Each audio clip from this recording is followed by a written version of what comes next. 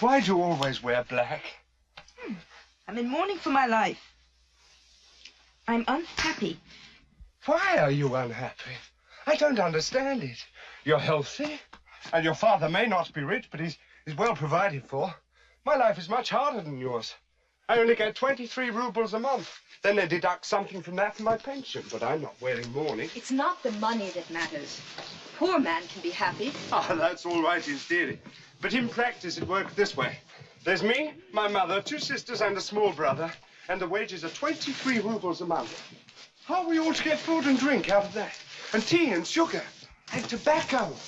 Well, that's when you begin to feel the pinch. The play is going to begin soon. Yes. Nina is doing the acting and the play is by Konstantin. And tonight, they're in love. Their hearts will merge in a desire to create a combined artistic image. But there's no point of contact between your heart and mine. I love you. I can't stay away because of my longing for you. Every day I walk 7 miles to visit you here and another 7 miles back again, and my only reward is your indifference. What nonsense you talk.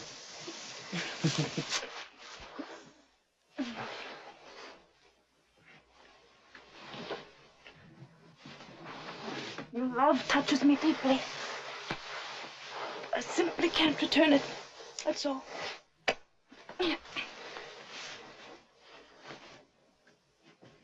No, you don't want them. Thank you.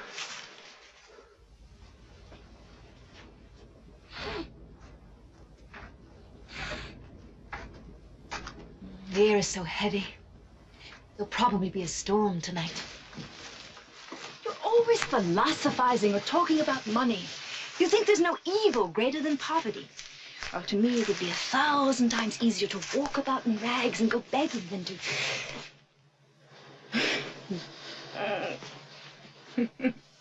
It's no use. I can't expect you to understand.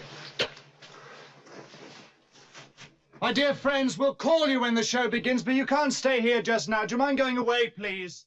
Masha, will you kindly ask your father to give orders for the dog to be unleashed? It howls the whole time. My sister couldn't sleep again all night long. You can ask my father yourself. I'm not going to. I'm sorry. Come. You'll be sure to call us when it's time to start, won't you? That dog will be howling again the whole night. It's a funny thing. I've never been able to get used to living in the country. Oh, there were times when I'd take a month off and come here for a rest and so on and so forth. You know what I mean. But then they'd start pestering you about this thing and that thing that from the very first day, all you wanted to do was to get away again. I've always been happy to get away from here.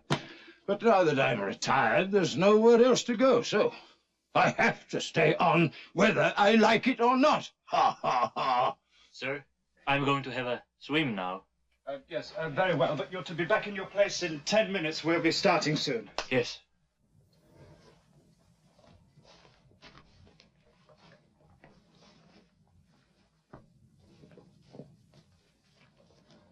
Well, that's all there is to the theatre.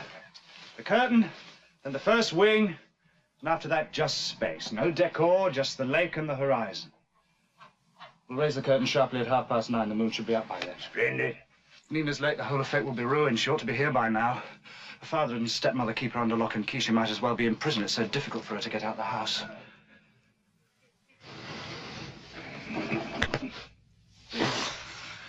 Oh, your hair and beard are very untidy. Oughtn't you to go to a barber?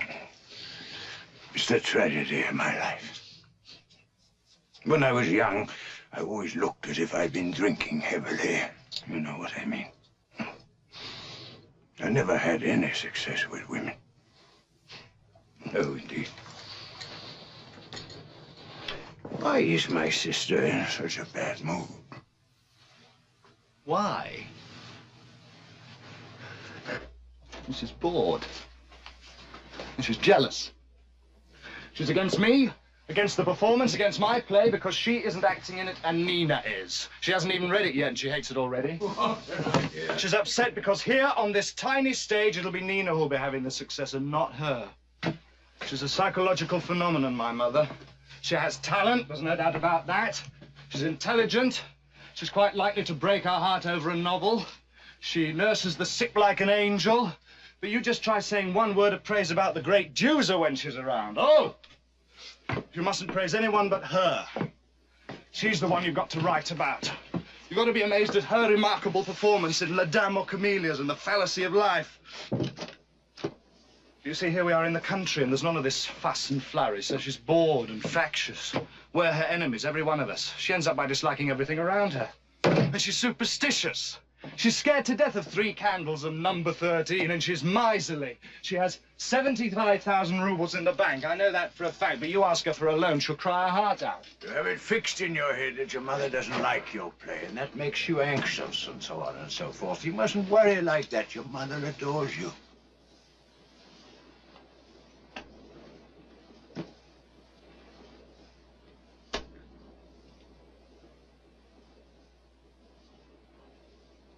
She loves me. She loves me not. She loves me. She loves me not. She loves me. She loves me not. There you are, you see. My mother doesn't love me. Well, of course she doesn't. She wants to live, to love, to wear bright clothes. I'm already 25, and I'm a constant reminder to her that she's no longer young. When I'm not there, she's 32, but when I am, she has to admit to 48, and she detests me for that. She knows very well that the theatre as it is means nothing to me. She adores it. She sees herself serving humanity. She thinks of the theatre as some kind of sacred art. Well, as far as I'm concerned, the theatre as it is today is dead, a mere convention. When the curtain goes up on a room with 3 walls lit by artificial light, and these great artists, these high priests of art, start imitating people eating, drinking, loving, moving about, wearing their humdrum clothes, when out of a few vulgar images and sentences they try to extract a moral, just a very little one. And that's got to be adaptable and convenient and safe for domestic use. Well, I'm offered the same old thing over and over and over again in 1,000 variations. I just take to my heels and run like Maupassant when he ran from the Eiffel Tower because of its vulgarity. You can't do without it. Without the theatre, I mean. We need change. We need new forms. And if we can't find them, it would be better to have nothing at all.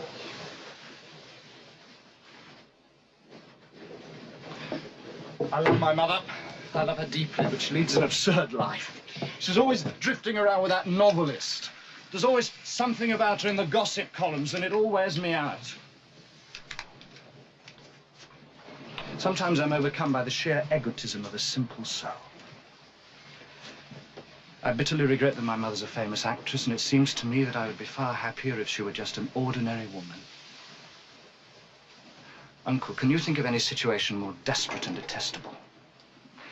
There she is, surrounded by a great crowd of celebrities, artists, writers. And out of the whole lot, I am the only non-entity. What am I? Who am I? I walked out of my 3rd year at the university because of circumstances, as they say, over which the editor accepts no responsibility, with no talents, without a penny to my name.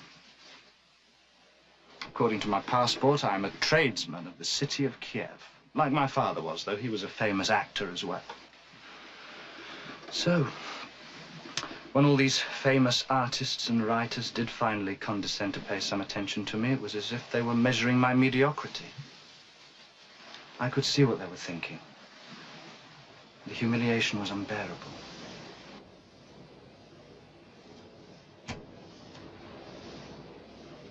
By the way, do tell me, what do you think of that novelist? I can't make him out somehow. Hardly opens his mouth. He's intelligent, naive, perhaps a little inclined to melancholy. He's decent enough. He's not 45 and is already famous and bored stiff with the whole thing. His writing, I'd say, is pleasant and not without talent.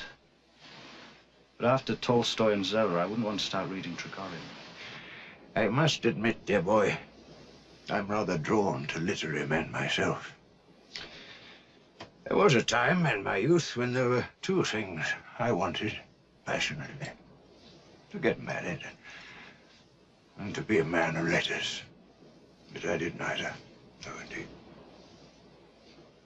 Would be nice to have been a mediocre writer, even, you know.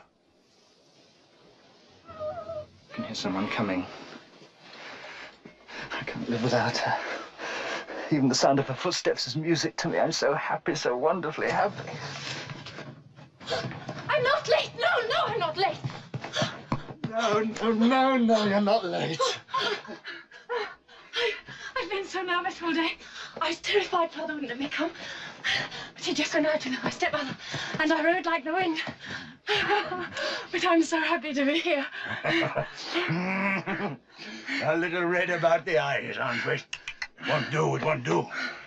It's nothing. You see how bad a breath I am? Well, we have to go in half an hour. I must hurry. For God's sake, don't make me stay longer. I simply can't. Father doesn't know me. Yes, we ought to begin now. I'll go. I'll go and fetch them, shall I? Now, krank, die waren in Russland gefangen. One day, I started singing like that, and an assistant public prosecutor said to me, "I say, Your Excellency, you've got a powerful voice." Then he paused and added, "But an unpleasant one." Father and his wife don't like my coming here. They say the atmosphere is too bohemian, and they're frightened I want to become an actress. But I'm drawn here to the lake.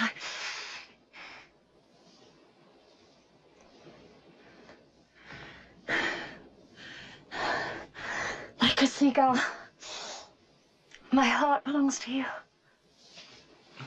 We're alone. I thought I heard someone. No, there's nobody.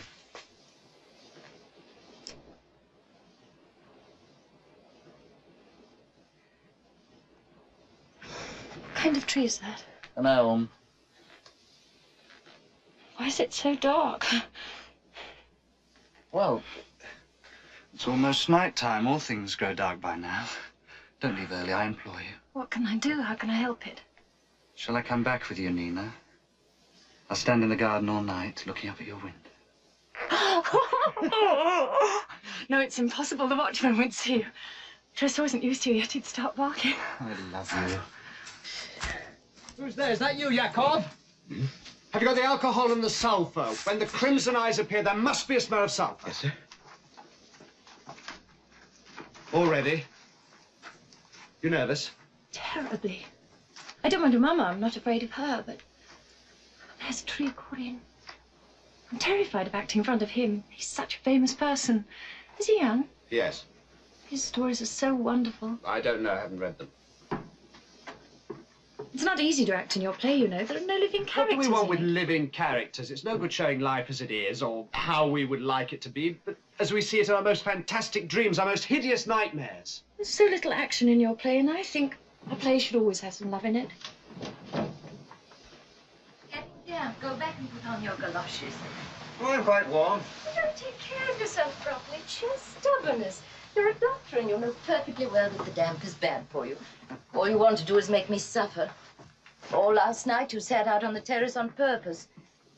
I was so fascinated by your conversation with that cardinal you didn't even notice the cold. Come on, admit it. You're attracted by him. I'm nearly 60 years old. What of it? That's no age for a man. You're very well preserved and very attractive to women still. What do you suggest? Oh, you're all the same. You all fall down on your knees before an actress. Are you once again? I find myself. Well, in society, it's quite normal to like artists and to treat them differently from the way one treats merchants, for example. It's what is called idealism. Women were always falling in love with you and chasing after you. Was that idealism, too? All I can say is women have always been very kind to me. What they liked most about me was that I was a good doctor. If you remember, 10 or 15 years ago, I was the only good obstetrician in the province. Besides, I was always a gentleman. Someone's coming. She acted magnificently at the Port Harbour Fair in 1873. Oh, what a joy that was. Oh, how she acted. I wonder, do you know where the comic actor Pavel Chagin is now? He was divine as Rasputin, better than Sadovsky. I swear to you, dear lady, but where is he now? Look, all those people you talk about must have existed before the flood. How would I know where they are? Pavel Chagin. Nobody to touch him nowadays. The stage has degenerated, Irina Nikolaevna. What giant oaks there were in the past. Now we see only stumps. Well, there are certainly fewer exceptional talents nowadays.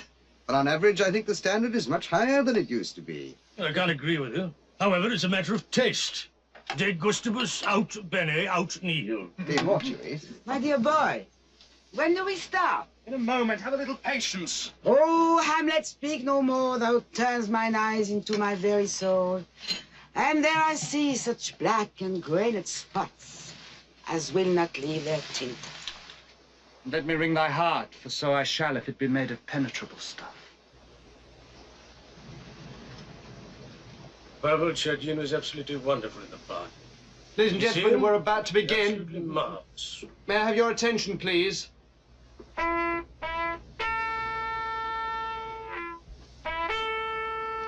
O venerable shades of ancient times that soar above this lake at night, lull us to sleep, and let us dream of things that are to come in 200,000 years from now. There'll be nothing at all in 200,000 years from now. In that case, we want to know what that nothing will be like. Yes, we do. But hurry up. We have half asleep already.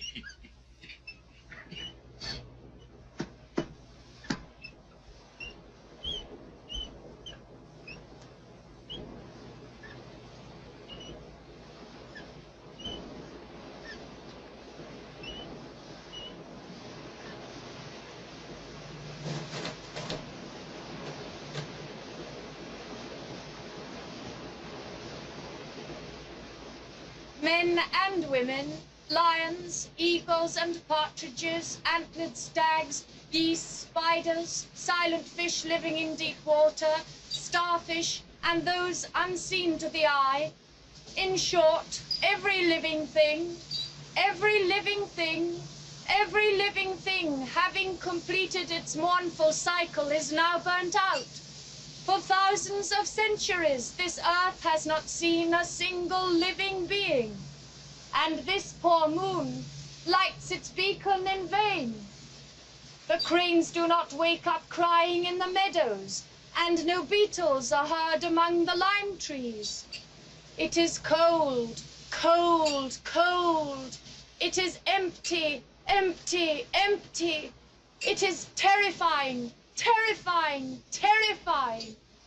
The bodies of living beings have vanished. The eternal spirit has turned them into stones, into water, into clouds.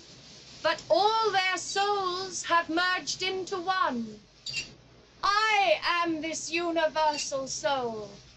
I am the soul of Alexander the Great, of Caesar, of Shakespeare, of Napoleon, and of the humblest, lowest of the leeches.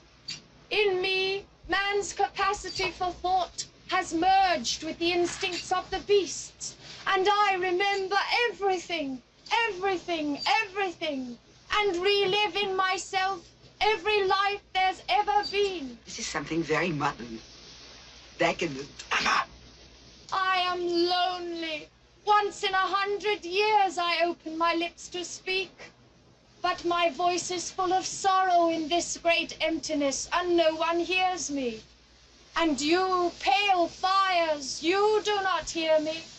The stagnant marsh gives birth to you at dawn, and you wander until the evening glows. But without thought, without will, without a flicker of life.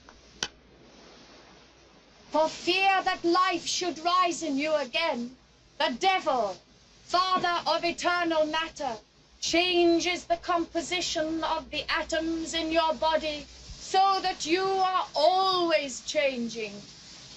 In the whole universe, only the spirit remains invariable and permanent.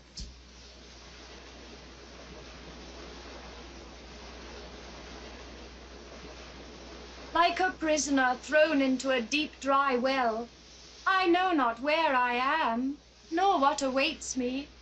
Only this is revealed to me, that after a cruel, stubborn struggle with the devil, the embodiment of material force, I shall be triumphant. And then matter and spirit will combine together in perfect harmony. And the reign of universal will come. But this will only happen after millions and millions of years, when gradually the moon and the shining Sirius and the earth have turned to dust. Till then, there will be nothing but horror, horror, horror. Here comes my mighty adversary, the devil. I see his frightening crimson eyes. There's a smell of sulfur. Is that intentional? Yes.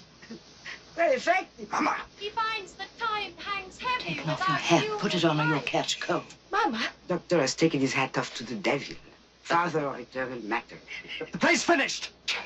That's enough. Curtain. What are you so angry about? Curtain, knock off. Bring down the curtain. I said the curtain. I must apologize. I hadn't realized that only special persons are privileged to write plays and act them on the stage. I flouted the convention, obviously. To me, that...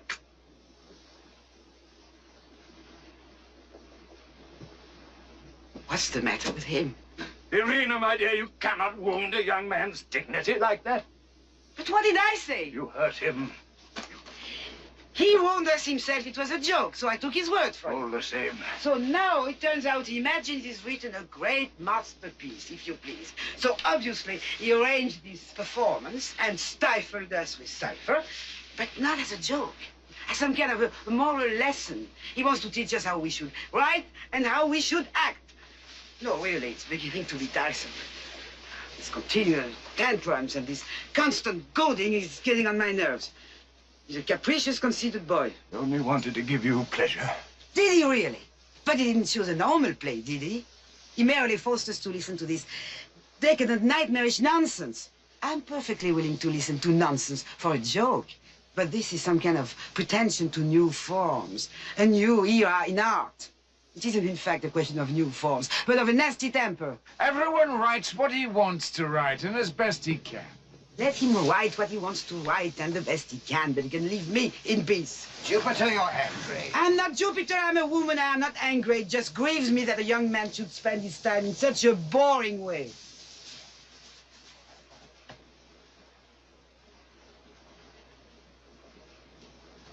I had no wish to offend you. But what right have we to separate mind from matter when maybe the mind itself is an accumulation of material atoms? But you know, if only someone would write a play about school teachers like myself and how we live and get that acted on a stage. It's a very hard life, you know, a very hard life. Yes, you're quite right, but don't let us talk about atoms and plays anymore. It's too perfect a night for that. Listen, someone is singing. Ah, it's lovely. It's coming from the other shore.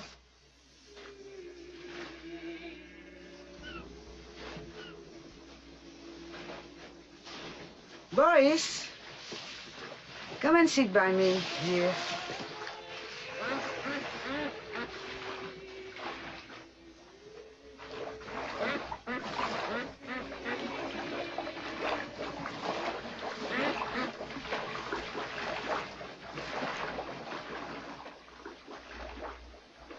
You know that 10 or 15 years ago, you could hear singing and music by the lake almost every night.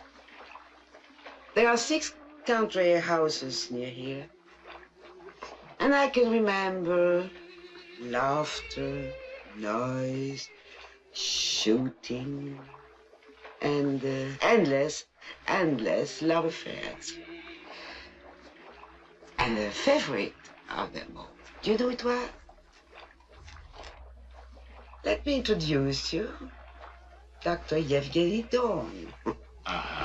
He's still full of charm, but in those days he was irresistible. You know, my conscience is beginning to torment me. Why did I have to hurt my poor boy's feelings? It worries me. Kostya! My son! Kostya! I'll go and look for him. Konstantin!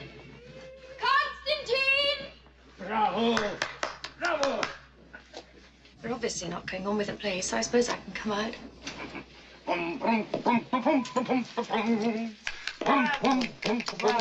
Good evening. We did admire you, with your looks and such a beautiful voice. It's a sin. It's quite unforgivable to bury yourself in the country. I'm sure you have a talent for acting. I mean it.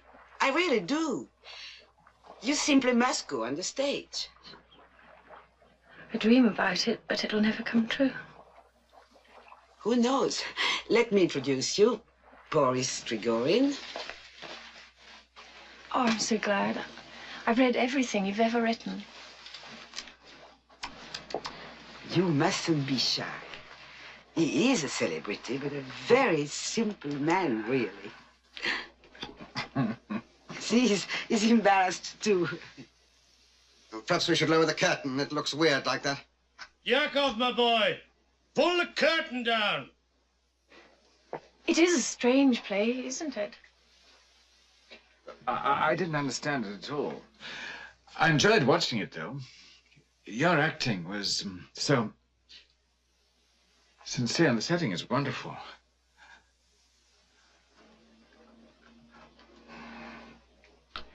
Must be a lot of fish in that lake. Yes. I'm very fond of fishing.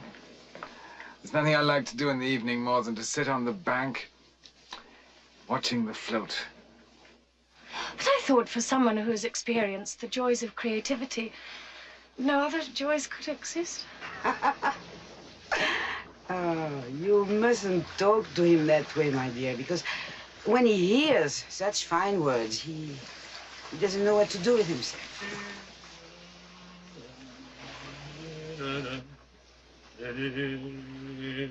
I remember once the Moscow Opera. The famous Silva struck a low C, when suddenly, to our surprise, and as if on purpose, one of the basses from our local choir was sitting up in the gallery, sang out, "Bravo, Silva," a whole octave lower. Like this. Bravo, Silva. But the audience was stunned.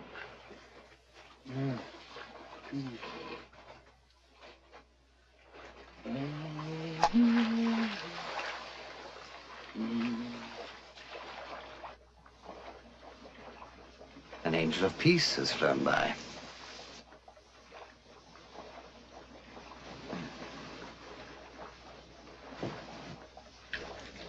It's time for me to go. Goodbye. Go? Why so early? We won't let you go. Father's waiting for me. Oh, what a monster. Well, it can't be helped. But we're very, very sorry to see you go. You knew how hard it is for me to leave. Oh, someone should see you home. No. Do stay. I can't. I really can't. Just for an hour or so, that's all. Why not? I can't.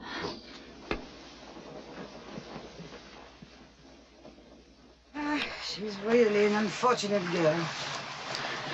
You see that her mother left all her enormous fortune down to the last penny to her husband. Now the girl has nothing, because her father has already made a will in favor of his second wife. Oh. It's outrageous. Yes, her father's a real scoundrel, to give him his due. Let's all go too, my friends. It's getting very damp. My legs ache. They can hardly move, can they? They seem to be made of wood. Well, come along, you poor, miserable old man. My dear wife, I can hear that dog howling again. I wish you'd have it taken off its chain, Shamriot. I can't, my dear sir. As your bailiff, I have to make sure that no thieves get into the bar. I've got Millet in there. Yes, it was a whole octave lower. Bravo, sir. He wasn't even a real singer, just someone from our local choir. What would be the salary of someone in the local choir?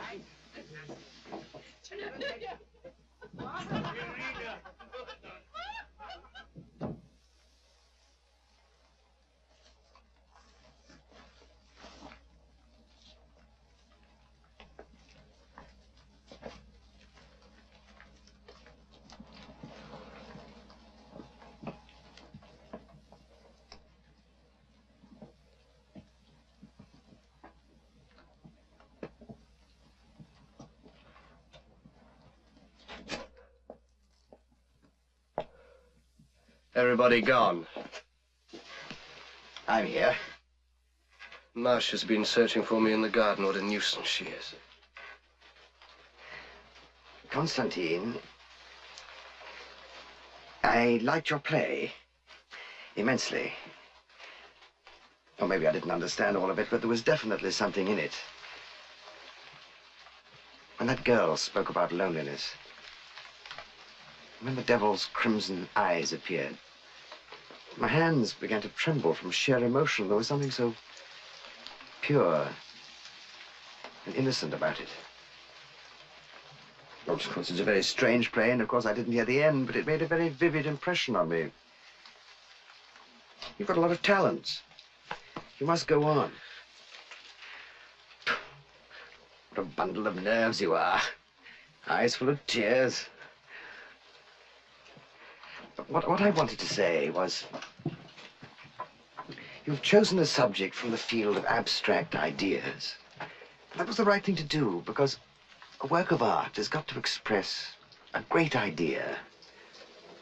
Only serious things can be really beautiful. But you're so pale. So, you think I should go? I do. But only write about the really important, the eternal things. You know, I've lived a very varied sort of life. Enjoyed every minute of it. I've been happy, I suppose.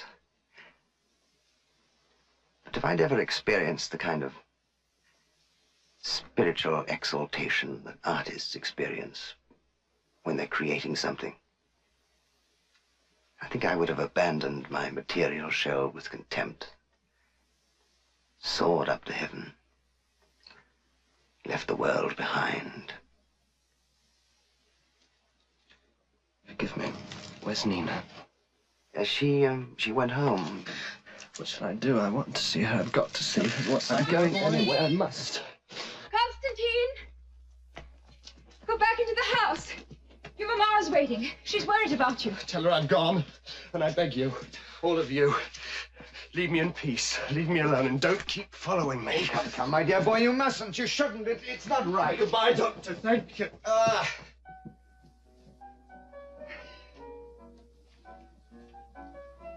Oh, youth. Youth. There's nothing else to say. People say youth. Youth. That's a disgusting habit.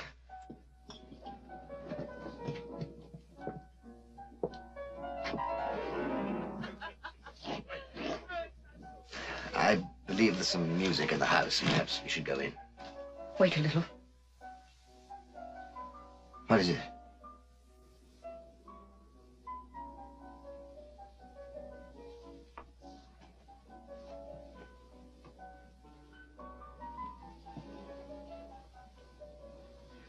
I want to tell you, once again. I want to speak. I feel no affection for my father. But my heart is drawn to you. For some reason, I feel that you're close to me.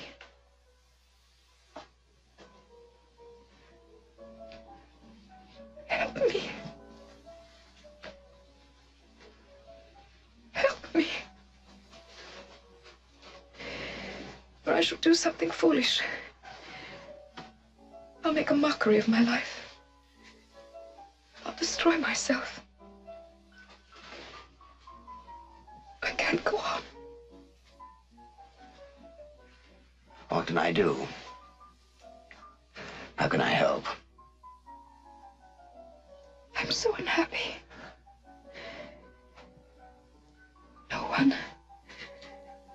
No one knows how much I suffer.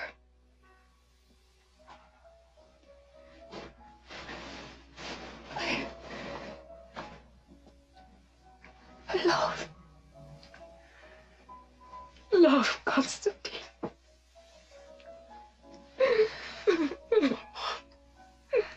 How intense they all are.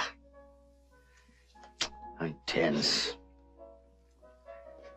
And love everywhere. Everywhere has such a lot of love. Must be the sorcery of the lake. What can I do for you, my child? What can I do?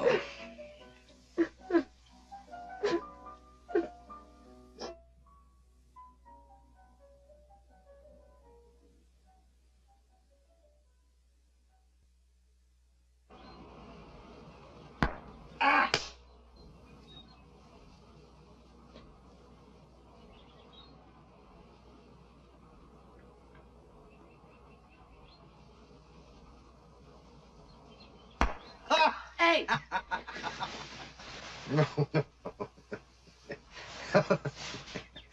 Now. Goodbye.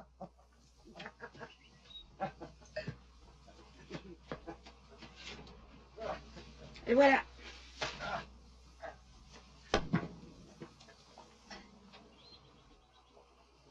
Come and stand beside me. You are 22. I'm almost twice your age. My dear doctor, who looks younger? You, of course. There you are. And why? Because I work. Because I'm always on the qui-vive. Because I feel things strongly and you sit on one spot. You don't really live. That's why. Also have one golden rule. Never look into the future. I never think of death or old age. What has to happen will happen. I, on the other hand, feel as if I'd been born long, long ago. I trail my life behind me like a burden, like a dress with a never-ending train. Often I don't want to go on living at all. Oh, it's nonsense to talk like that, I know. I've got to pull myself together. Forget all that. Ah, and another thing. I'm as disciplined as an Englishman. I'm always on my toes, my dear, as they say. Always dressed, with my hair done comme il faut. I'd never dream of leaving the house, not even for a walk in the garden looking blousy or disheveled. Never. I've kept my looks because I've never allowed myself to be dowdy. I've never let myself go, as some people do. So you see, here I am, as lively as a robin and ready to play a 15-year-old. Well, I better get on with the book. You go as far as that bit about the corn merchant and the rats. Yes, the rats. Now go on, read. Oh, no. Give it to me. I read. It's my turn.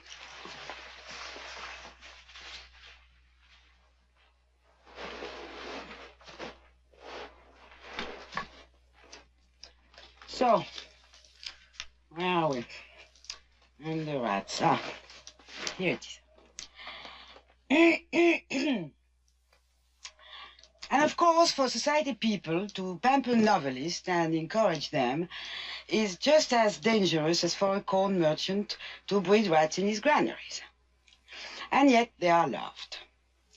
So that when a woman has picked the writer whom she wishes to entice, she overwhelms him with compliments, flattery, favors. Well,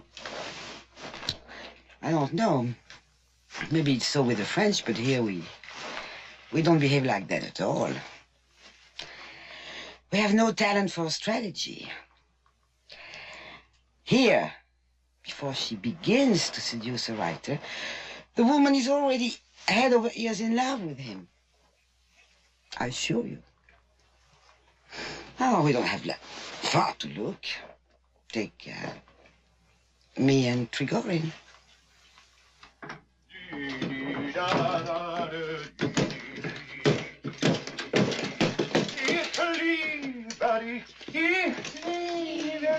Ich liebe dich in Zeit und Ewigkeit. Ich liebe dich in Zeit und Ewigkeit. Oh, look, we're happy today at last.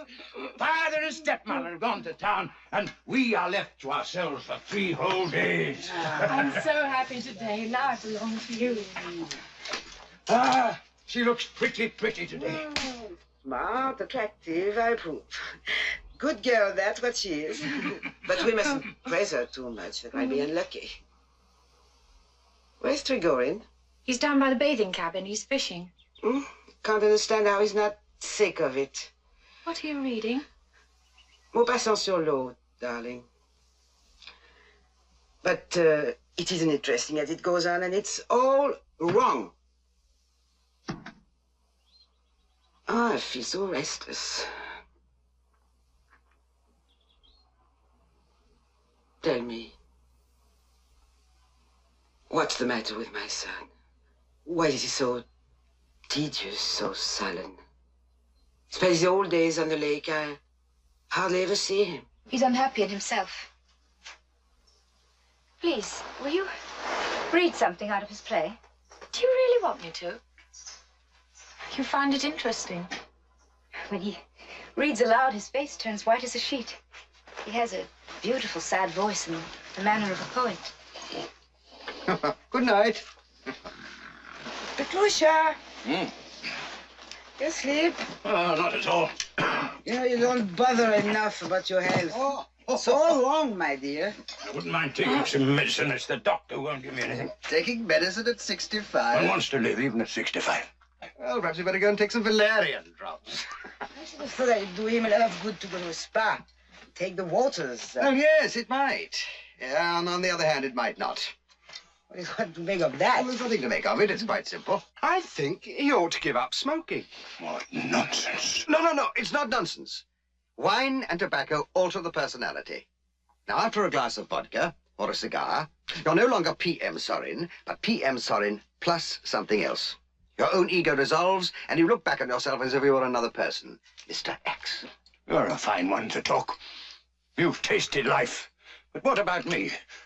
I served in the Ministry of Justice for 33 years, but I haven't lived yet. I've had no excitement after all. So naturally I want to go on living. You've had all you want, so you don't care, and have a tendency to philosophize. As for me, all I want is to live, and so I drink sherry at dinner and I smoke cigars and so on and so forth, and that's how it is. Life has to be taken seriously. And to go in for cures at 65 and regret that you didn't enjoy yourself when you were young, forgive me, it's just frivolous. Expect it's time for lunch. Oh, my leg's gone to sleep.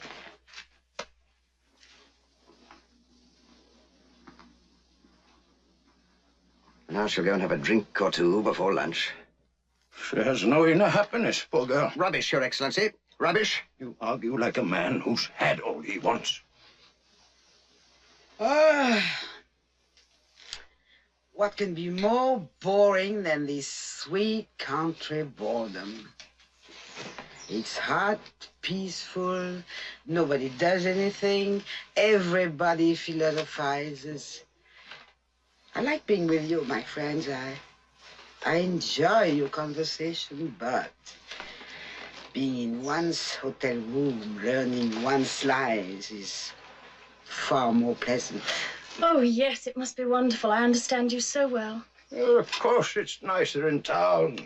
You sit in your study, the footman lets no one in unannounced. There's the telephone, cabs in the street, and so on and so forth. Faites-lui mes aveux, portez mes vœux.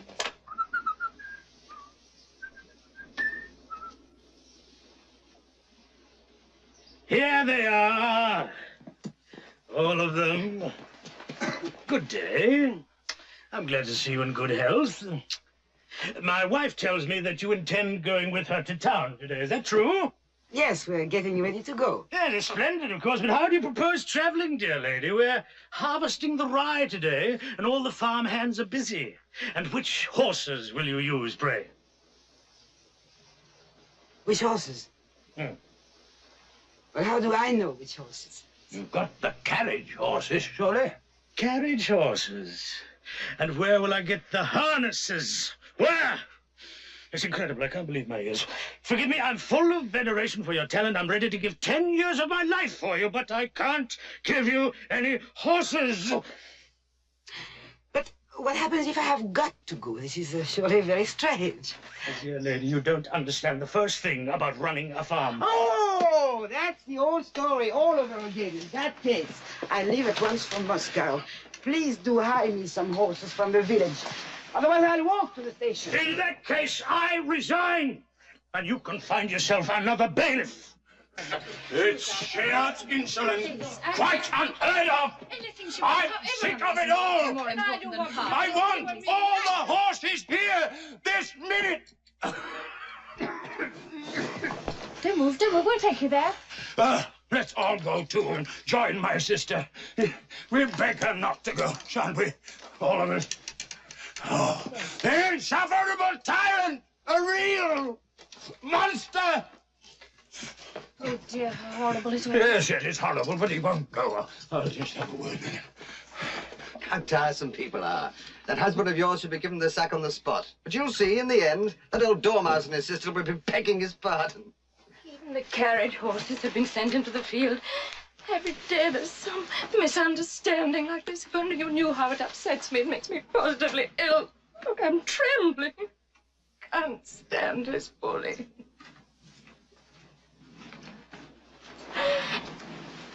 Dearest, take me away with you. Our time's running out. We're not getting any younger. Surely we could give up this lying, this hiding at the end of our lives. I'm 59 years old. It's too late to make a change now. Of course, you refuse because there are other women in your life and they can't all be living with you. I understand, forgive me. You must be tired of me. No, it's all right. I'm eaten up with jealousy. Of course, you're a doctor, a specialist. How can you avoid women? I do understand. Well, how are things going? Our Cardina's weeping, and her brother's having an attack of asthma. Well, perhaps I'd better go and give them both valerian drops. Would you like these? Oh, merci bien. Give them to me. Give them to me.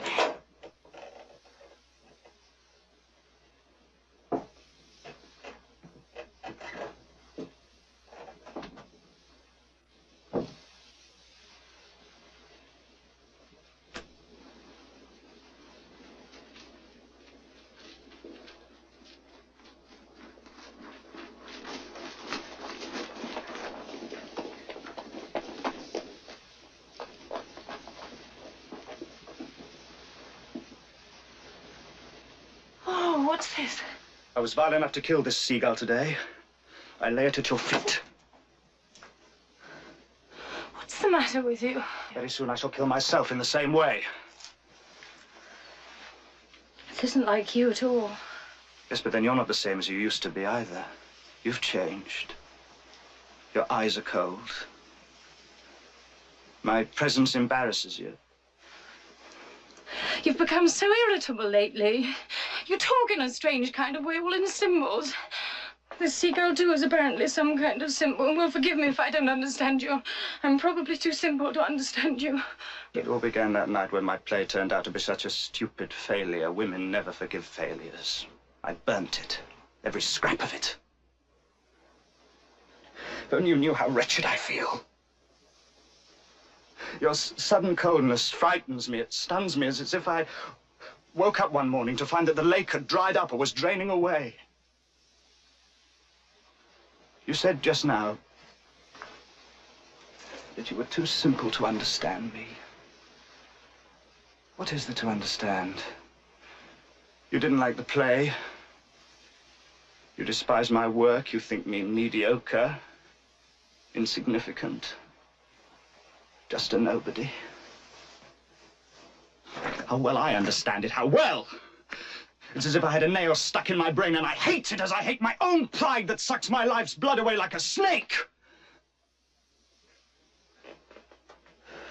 There's the real genius. Look at him, walking like Hamlet, even down to the book. Words, words, words. That sun hasn't even come near you, but you're smiling already. Your eyes are melting in its rays. I don't want to be in your way.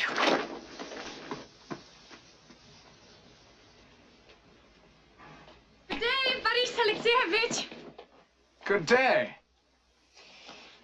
Things have turned out so unexpectedly that I believe we're leaving today. I doubt whether we shall ever meet again, you and I. It's a pity. I seldom meet young and interesting girls. I can no longer imagine what it's like to be 18 or 19. That's why the young girls in my stories and novels don't usually ring true. I should have liked, you see, to be inside you just for 1 hour, to know what you think and feel and what sort of a mysterious creature you are. And I should have liked to have been you instead of me. Whatever for? To know what it feels like to be a famous and talented writer. How do you react to being famous? How does your fame, your celebrity affect you? How does it affect me? Not at all, probably. I've never thought about it. Well, the answer is one of two things. Either you exaggerate my fame, or it doesn't affect me at all. But when you read about yourself in the newspapers... It's pleasant when they praise you. When they find fault, it upsets you for a couple of days. What a wonderful world. If you only knew how much I envy you. People's destinies are so different. Some just drag out their dull, colourless little lives, one much like the next, and all of them miserable. And others, like you, for instance, you're 1 in a million. You've been given such a rich life with such meaning to it. You're blessed. I? You talk of fame, happiness, rich life so full of meaning. For me, all these fine words, forgive me, are much the same as marmalade, which I never eat. You're very young and very kind. But your life is beautiful. What's so beautiful about it? I must go now and do some work. Forgive me, I have no time for myself. You have, as one says, stepped on my favorite corn, and I'm beginning to feel restless and a little angry. Never mind. Let's talk. Let's talk about my full, rich life. Well, where should we start? Some ideas are obsessive, such as when a man thinks day and night about the moon, for example. I, too, have my own kind of moon. Day and night, I'm haunted by one single compulsion. I must write, I must write, I must. I've hardly finished one story, but for some reason I have to start on the next, then on a third, then on a fourth. I write without interruption, in relays. I couldn't work any other way. What is there so rich and beautiful about that, may I ask? What a barbarous life it is, in fact. Here I am with you. I'm excited by your presence. But I don't forget for one moment that I have an unfinished story waiting for me. I see a cloud that looks like a grand piano. I think at once, I must put in a story that a cloud swam by looking like a grand piano. I smell the scent of heliotrope. Instantly I make a note. A cloying smell. A widow's flower. I must mention it in the description of a summer evening. I catch at every word you say, every word I say myself, and I rush to lock up all these sentences, all these words in my literary treasure chest. They may be useful to me one day. When I finish work, I escape to the theater, to the river, to fish. Should be able to relax there. But no, the old iron hammer is beating in my brain. I've got a new subject. I'm being drawn back to my desk. I've got to hurry, get down to work again. And so it goes on, and I never can get away from myself. And I feel that I'm eating up my life. And that to make this honey to hand down to posterity, I destroy the pollen of my best flowers. I tear the flowers up by the roots. It's a form of madness, isn't it? Do my friends and acquaintance treat me as a normal being? What are you writing? What are you going to give us next? Always the same thing, and I feel that all this attention, this praise, this admiration is nothing but flattery. I'm being humored like a sick person. And sometimes afraid that somebody will come up behind me and drag me off and put me in a lunatic asylum.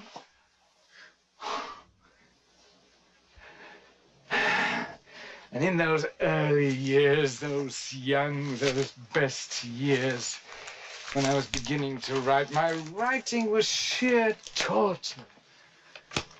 A mediocre writer, particularly if he's unlucky, feels clumsy, awkward, useless. His nerves are always on edge. He's tense. He's overwrought. He can't keep away from people associated with literature and the arts, and he wanders around unnoticed, unrecognized, afraid to look anyone in the face, just like a passionate gambler without any money. I was never conscious of my readers, but for some reason I imagined that they were unfriendly, on their guard. And I was terrified of my theater public. When a new play of mine was being performed, I always had the idea that the dark-haired men in the audience were actively hostile and the fair ones were cold and indifferent. How dreadful it was. It was agony, I can tell you. You mean that inspiration and the creative process itself doesn't ever give you any satisfaction, fulfillment? Yes, it's good when I'm writing, and enjoyable when I read the proofs, but when the whole thing is in print, I can't stand the sight of it. I see that it's all wrong, all a failure, never should have been written in the first place, and I hate myself. I feel rotten and depressed. And the public says, yes, it's quite good, quite talented, nice, but a long way from Tolstoy. Oh, it's a fine work, but Turgenev's Fathers and Sons was a much better book. And so until my dying day, everything would be quite good, quite talented, competent. Shows talent, nothing more than that. And when I die, my friends will pass by my grave and they will say, here lies Trigorin. He was a good writer. But he couldn't hold a candle to Tolstoy. Oh, forgive me, I can't take all this seriously. You're simply spoiled by success. What success? I never liked what I wrote. I don't like myself as a writer. I feel that I'm no good for anything except landscapes. And that in anything else, I'm false. I'm insincere to the marrow of my bones. You've worked too hard. You've no time, no wish left to recognize your insignificance. You may be disappointed in yourself, but to others, you're great and glorious. If I were a writer like you, I should devote all my life to my readers. But I would realize that their happiness lies only in raising themselves up to my level. And they would have to pull me along in my chariot. A chariot, me? No, really, a chariot. Yeah. Am I then Agamemnon? For the happiness of being an artist like you, I could bear the hostility of everyone around me. I could put up with poverty and disappointment. I could live on rye bread in an attic, alone with the hateful knowledge of my own imperfections. But in return, I should demand glory, real, dazzling, blinding glory.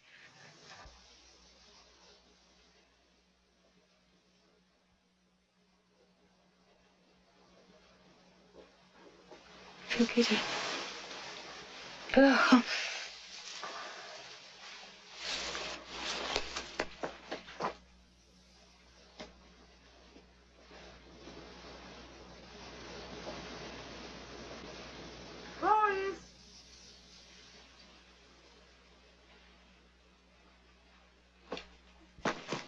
I must go. They're expecting me to finish my packing. I'd much rather stay here. What happiness this is. How wonderful.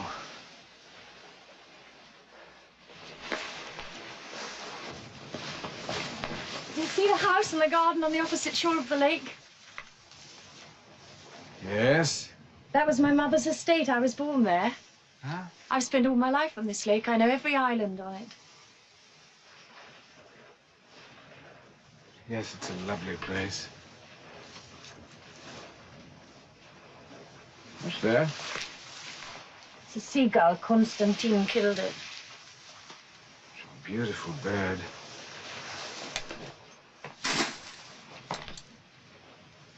Oh, I don't want to go away. Can't you persuade her to stay?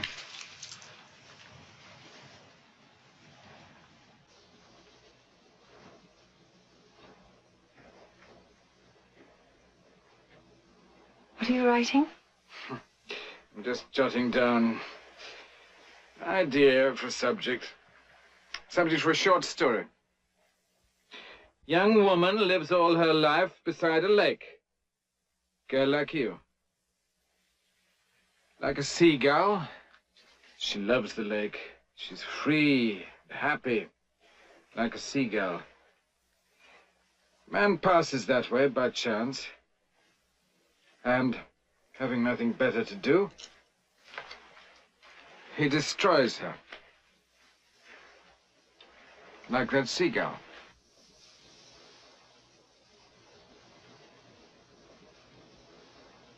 No. Boris!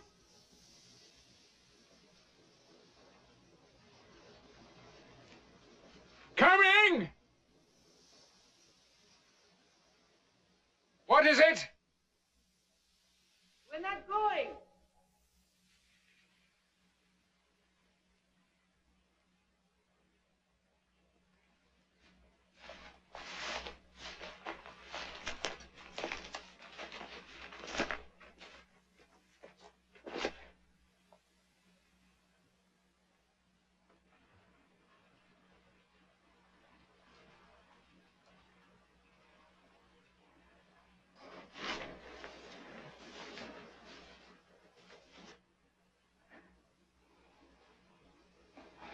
Is it a dream?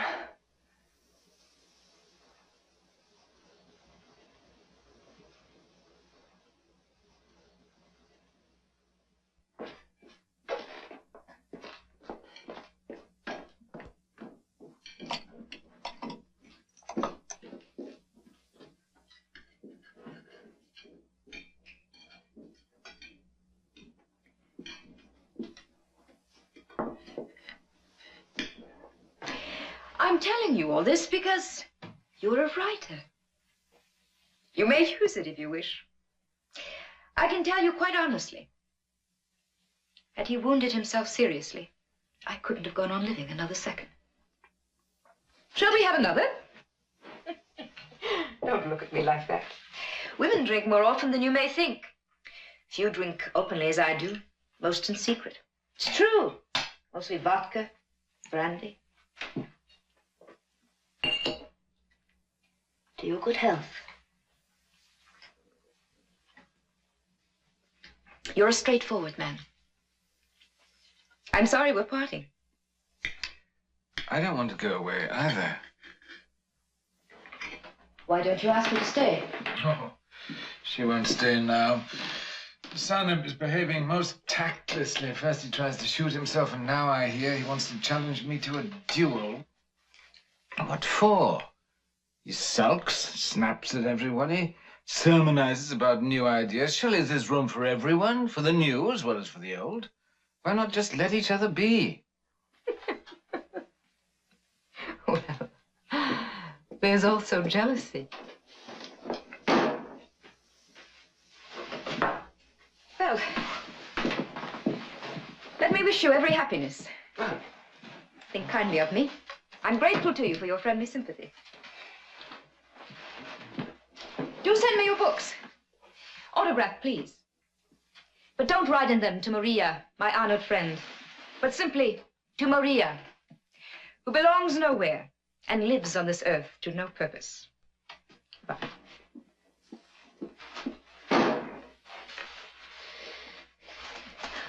Odd or even? Even? No.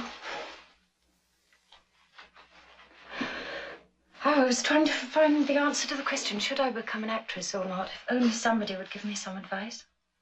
It's not a matter that one can give advice about. We're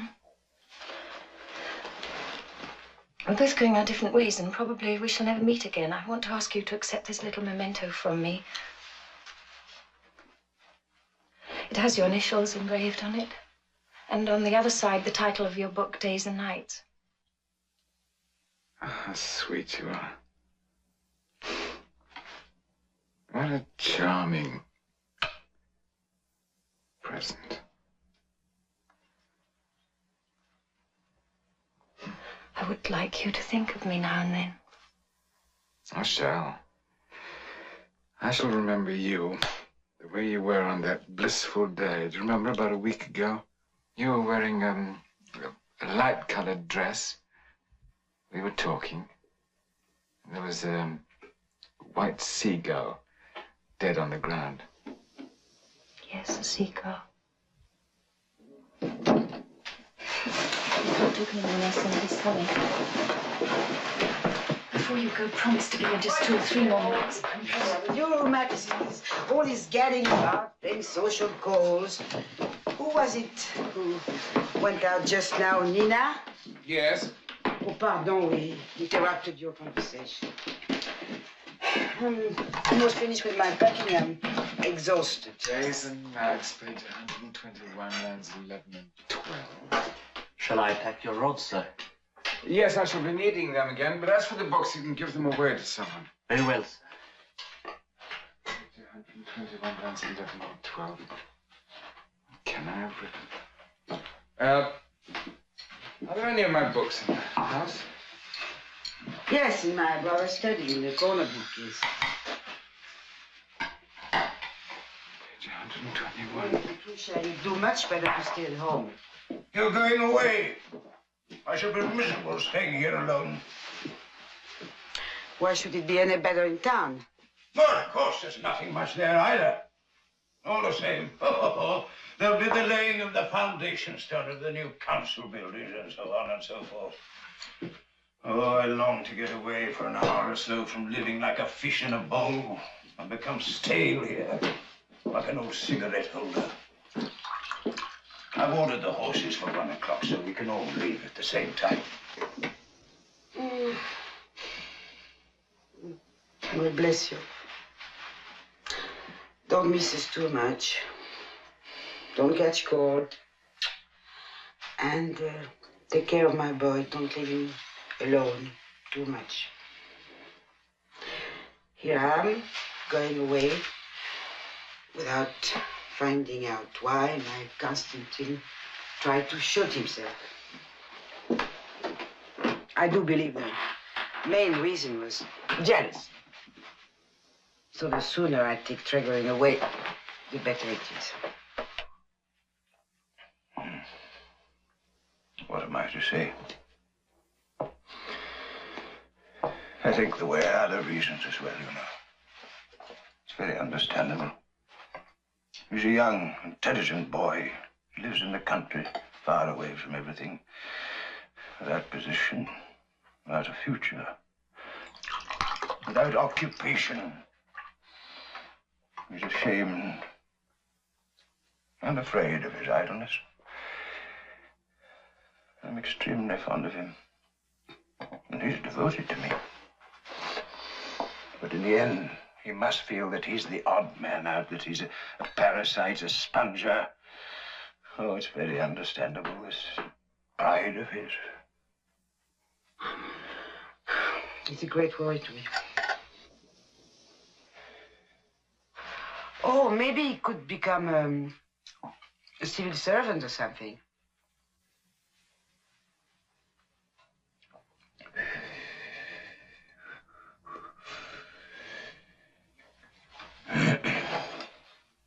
my mind, you know, the best thing would be if you were to give him a little money. Before he does anything else, he ought to be properly dressed. Have you noticed that he goes about wearing the same old coat for the last 3 years without a coat? Wouldn't be a bad idea either if he went away and had a good time somewhere, abroad, for instance. Not so expensive, after all. Oh, well, it depends. Might be able to afford a suit. Now, for going abroad. No. No, at the moment, I couldn't even go as far as a suit. I have no money at all. None!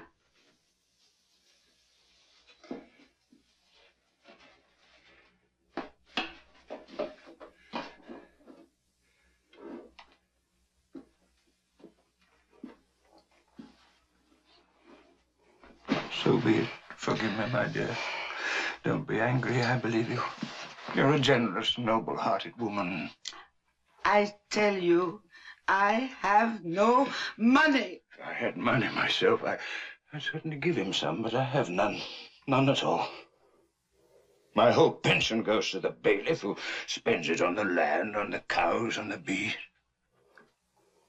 The bees die, the cows die, and I'm never allowed any horses. All wasted. Oh, I do have some money, of course. But after all, I'm an actress. My dresses alone cost me a fortune. You're kind, sweet. I respect you. Oh. Yes, yes, I do.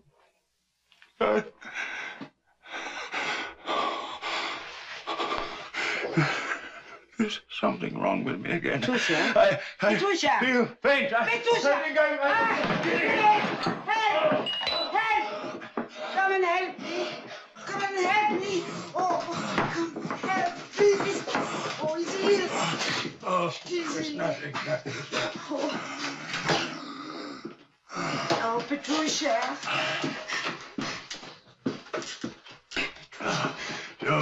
All over now. Don't worry, Mama. It's nothing dangerous. It often happens to him nowadays. Uncle, I think you ought to lie down for a bit. Yes, for a bit. I go to town all the same, and then I'll lie down. Then I'll go. All right.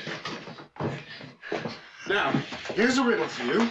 Who travels on 4 legs in the morning, on 2 legs at noon, on 3 legs in the evening, Yes, and on the back at night.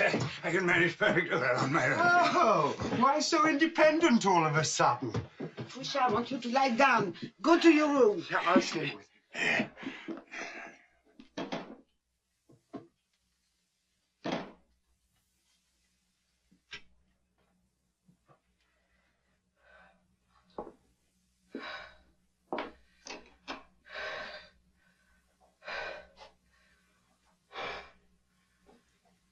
Oh, how he frightened me. It isn't good for him to live in the country. He's too lonely. Now, if you became generous all of a sudden, Mama, and lent him about 1,500 or 2,000 rubles, he could have a whole year in town. I have no money. I'm an actress, not a banker. Mama. Please, will you change my bandage? You do it so beautifully. Doctor is late again. Yes, he promised to be here at 9, but it's already midday. That's it. You look like an Arab in your turban. You know that yesterday, a stranger in the kitchen asked what nationality you were.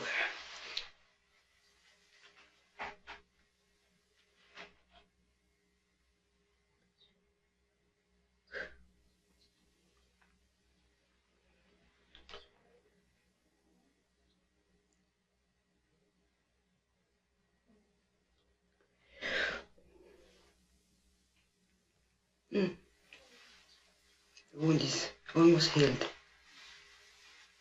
Just a little sore, please.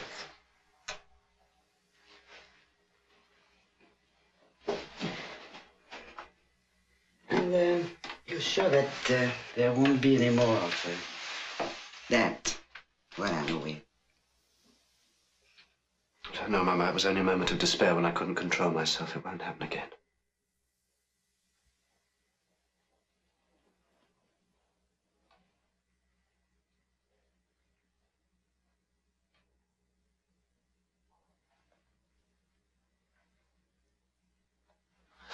You've got magical hands. Do you remember a long time ago when you still acted in the State Theatre? I was a small boy at the time. There was a fight in our courtyard. The laundry woman, one of the tenants, was badly beaten. Do you remember? She was unconscious when they found her. And you looked after her, gave her medicine, washed her children in the tub. Do you remember? No. There were two ballerinas living in the same house then. They used to come up and have coffee with you. That I do remember. They were very religious women. You know, in these last few days, I find I love you as tenderly and unquestioningly as I did when I was a child. Mm. Now, there's no one in my life but you. But why? Tell me. Why do you allow yourself to be so influenced by that man? You don't understand him, Constantine. He's the noblest of characters. But when he learned that I intended to challenge him to a duel, his noble character didn't prevent him from turning tail and running away. Despicable, I think it was. What rubbish. It's I who asked him to go. A noble character, indeed. Here we are, quarrelling, both of us. And where do you think he is? Somewhere in the garden or in the drawing room, laughing at us, opening up new horizons to Nina, trying to convince her he's a genius. You just enjoy saying nasty things to me. I respect the man, and I beg you not to say such horrid things about him in my presence. I, on the other hand, do not respect him. You want me to believe he's a genius? Well, you'll have to forgive me. I can't lie, and his writing nauseates me. This is nothing but sheer envy. People who have no talent, but who have pretensions in that direction, are left with nothing better to do than criticize real talent. Real talent? My God, I have more talent than any of you, if the truth be told. You who follow the old rules and consider yourself superior in the world of art. You won't accept anything genuine and legitimate unless it comes from you. Everything else you stifle at birth, you trample underfoot. Well, I won't accept it. I won't accept any of the dogmas either of you lay down. Anarchist! You go on in your fine theatre in those worthless second-rate plays of yours. I have never acted in such plays. Oh, leave me alone. You couldn't even write a miserable little vaudeville piece, you petit bourgeois. You parasite. Miser! Stupid brat. You're an entity. Don't cry.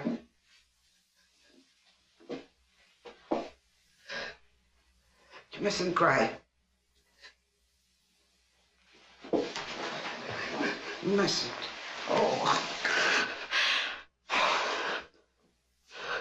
Oh, forgive me. Forgive me, my darling child. Forgive your wicked mother. Wretched I am. Mama? Mama? If only you knew. I've lost everything. She doesn't love me. I can't write anymore. All my hopes are shattered. Don't despair. Don't despair. Everything will be all right at the end. It'll go away. And she'll love you again.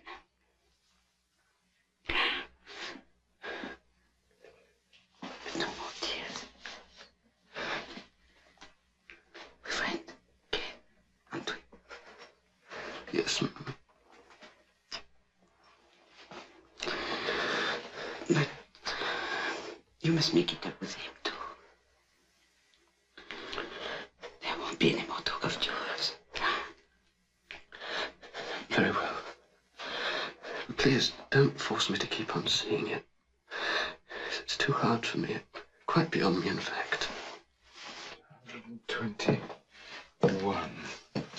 Lines 11 and 12. If you should ever need my life, come and take it.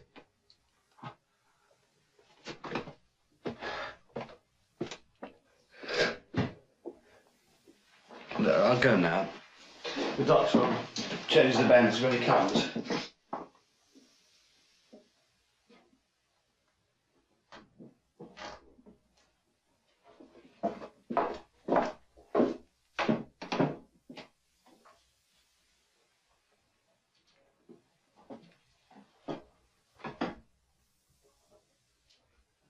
The carriage will be here soon. If you should ever need my life, come and take it. I hope you'll finish your packing. Yes, yes. Let's stay another day.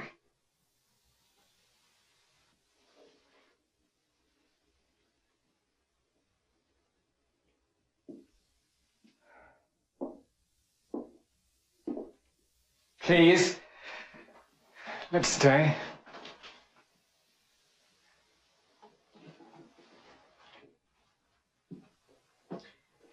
Dearest, I know what's been here. But you must keep control of yourself. You're a little intoxicated. It's time you came back to your senses. You too. Be sensible, be reasonable, understanding. Treat the situation like a true friend. You're capable of sacrifice. Let me go. You're really that much in love? I'm drawn towards her quite irresistibly. Perhaps it's what I've always been waiting for. The love of a provincial girl? How little you know about yourself. People are sometimes asleep in their most waking moments. That's the way I feel now, talking to you. I feel as though I were asleep and I saw her in a dream. I'm lost in the most sweet, marvelous fantasies. Let me go. No, I'm only an ordinary woman. You can't speak to me like that. Boys, don't torture me. I'm frightened. If you want to be, you can be extraordinary. I've never known love like this before. It's come to me at last. It's holding out its arms to me. How can I possibly run away from it? You're all determined to torture me today. Oh, you don't understand. You refuse to understand. Am I really so old and hideous that they can talk to me so shamelessly about another woman? You're the last page of my life. My joy, my pride, my happiness. If you'd leave me even for an hour, I wouldn't be able to bear it. So it will come in. You let me come in. I'm not ashamed of my love for you. You're mine. Mine. This forehead is mine. Those eyes. This beautiful silky hair is mine too. You're all mine. You're so talented, so intelligent. You're Russia's only hope. You've got such sincerity, such simplicity, freshness, such a robust sense of humor. In one sentence, you can describe the very essence of a person or a landscape. Anyone who reads you is bound to admire you. You think I'm exaggerating, you think I'm flattering you, but no, look into my eyes.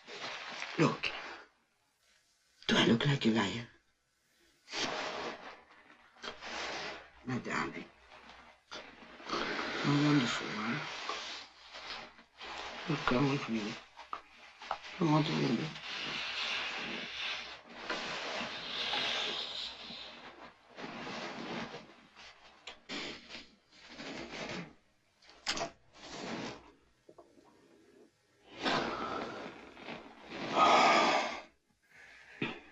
I have no will of my own.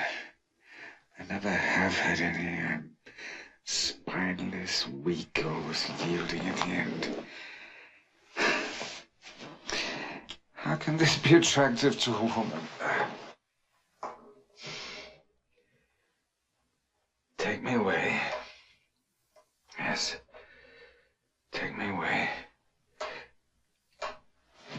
Don't let me out of your sight. Not for a moment.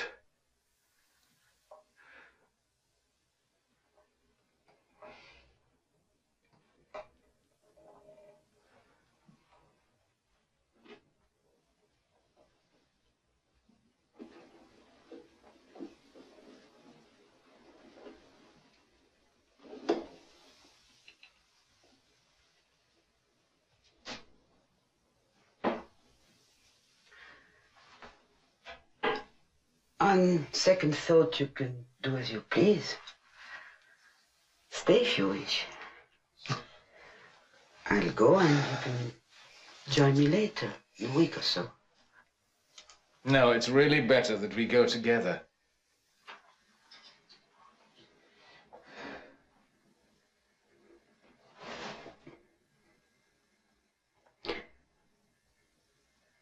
What are you writing?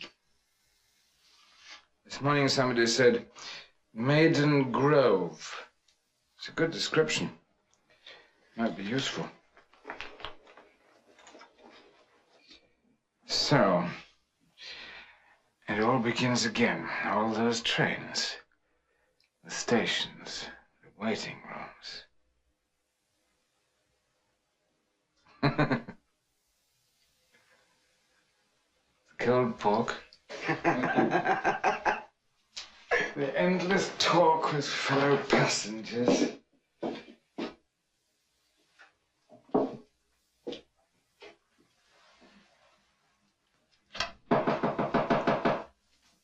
Come in. I announce with regret that the carriage is waiting. It's time, my lady, to go to the station. The train arrives at 5 minutes past 2. Oh, please.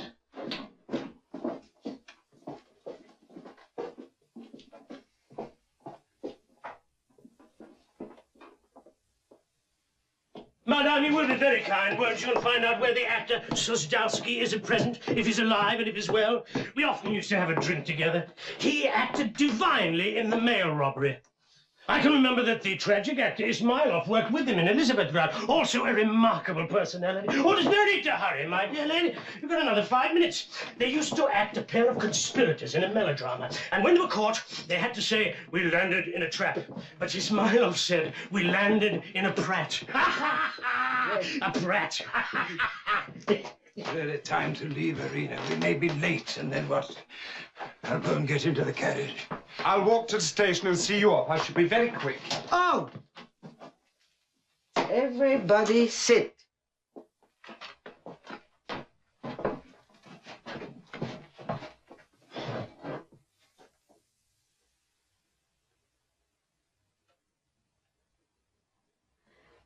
Voila! I picked some plums for you for the train. They're very sweet. I thought you might enjoy them on the journey. You're very kind, Nina. Goodbye, dear lady. Forgive me if anything was not to your liking. Well, everything was perfect. Absolutely perfect. Oh, but you mustn't cry. Our time is running out. Can't help that, can we?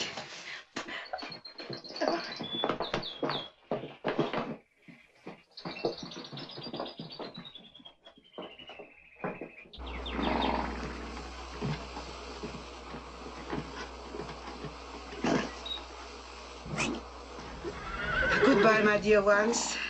We'll all meet in the summer if we're well and alive. Don't forget me. Oh, this is a ruble for the three of you. Oh, thanks. Wish you good journey. May God bless you. A short letter would make us very happy. Oh, where's Goodbye, Boris Konstantin? Alexeyevich. Tell him I'm leaving now. Isn't he coming to say goodbye? Well, think kindly of me. I've given the cook a ruble for the three of you. Thank you. I've forgotten my walking stick. I've left it in the hall somewhere.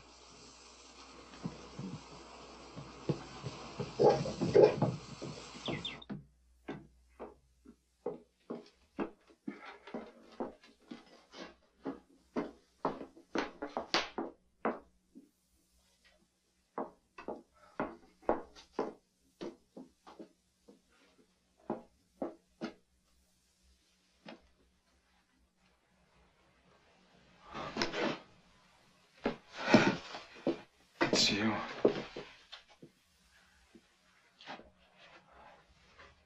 We're just going. I knew you'd come.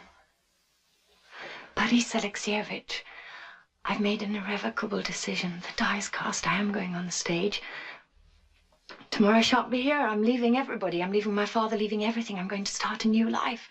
Like you, I'm going to Moscow. We shall meet there. Take a room at the Slavyansky Bazaar. Let me know immediately you arrive. Or Chanyovka, Krakovsky's house. I must hurry. Please, one more minute.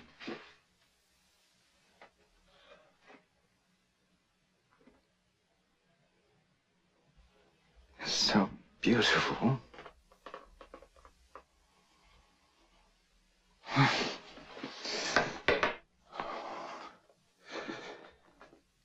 What happiness.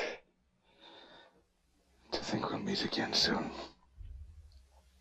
To think I'll see these beautiful eyes again. This unbelievably beautiful, tender smile. These delicate features. This look of angelic purity. Oh, my dearest.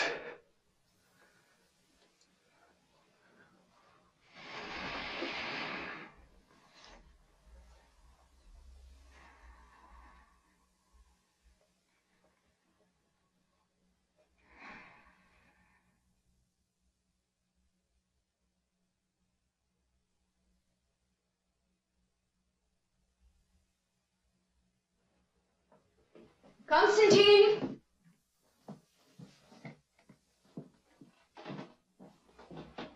Konstantin!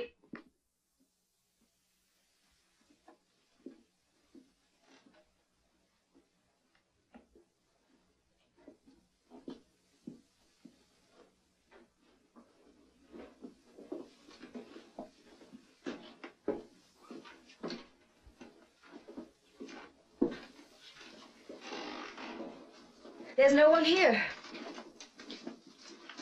The old man keeps asking, where's Konstantin? Where's Konstantin?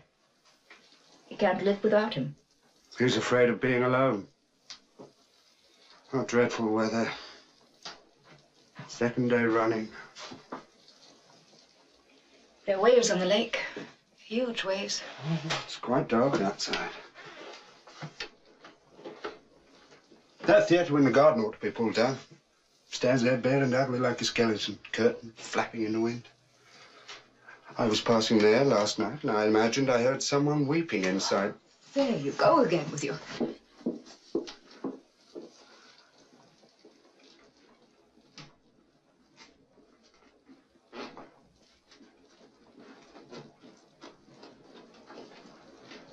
Masha, let's go home. I shall spend the night here.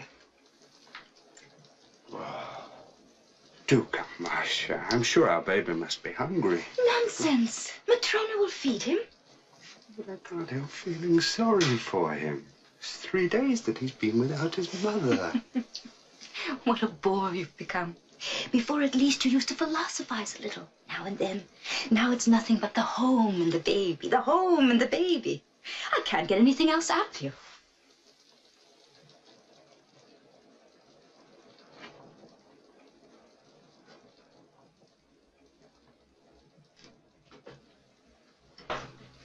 Well, do let's go, Masha.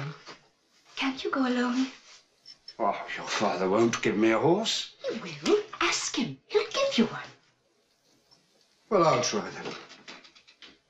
then. And you'll come tomorrow, hmm? Very well, tomorrow. Only don't nag me.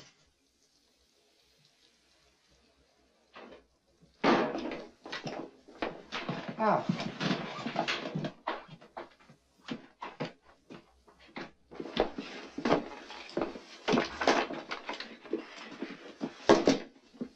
What's this for, Mama? Mr. Sorin has asked for his bed to be made up in this room. Let me... The old become like children at the end.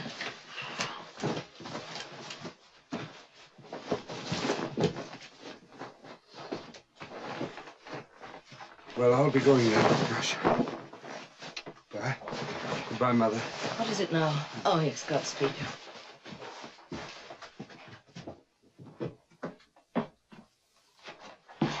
Goodbye, Konstantin.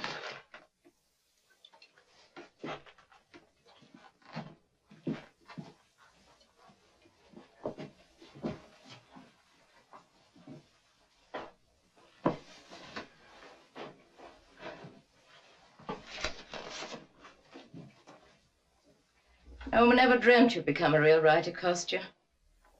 Oh, thank God even the newspapers are paying you for it. And you've become so handsome.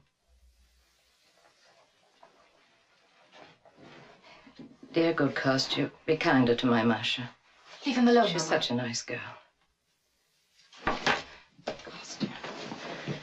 Kostya, a woman needs only a kind look now and then. I know that from experience.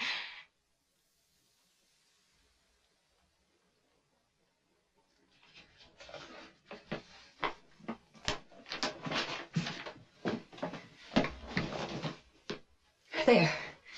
You've only made him angry.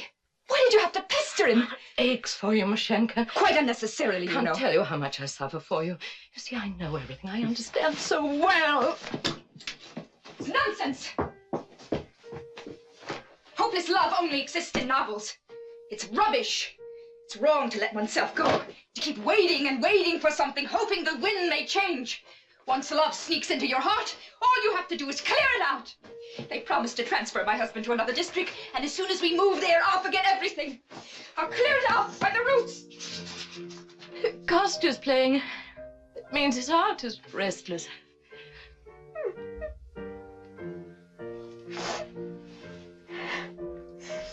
The main thing, Mama, is not to have him in front of me all the time. If only my Semyon would be transferred. I promise you, in a month I'd forget all about it. It's all nonsense.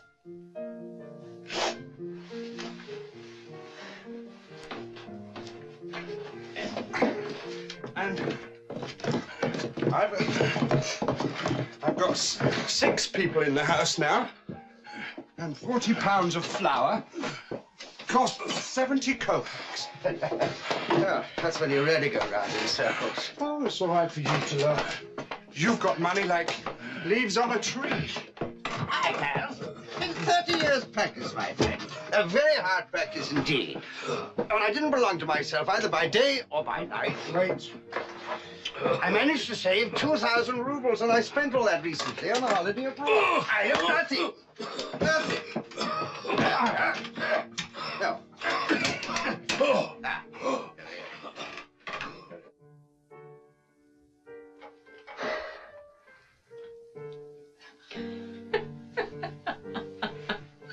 So, you're still here.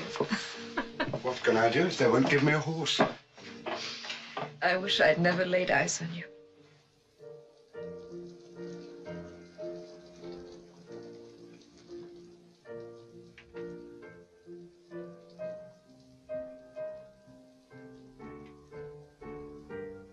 Oh, what a lot of changes you've made here.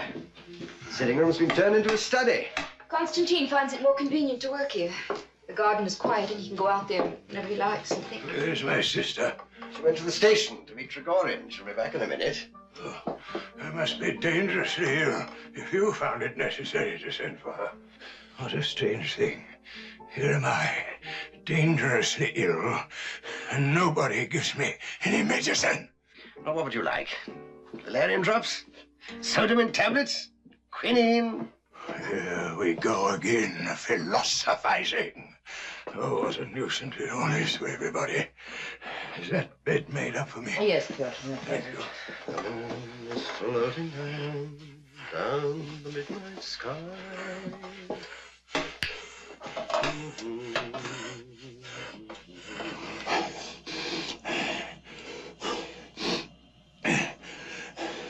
I would like, you know, to give Kostya a subject for a story. It should be called The Man Who Wanted, Lom Kia Hulu. What a time in my youth when I wanted to be a writer, but I never became one. I wanted to make beautiful speeches. I speak atrociously.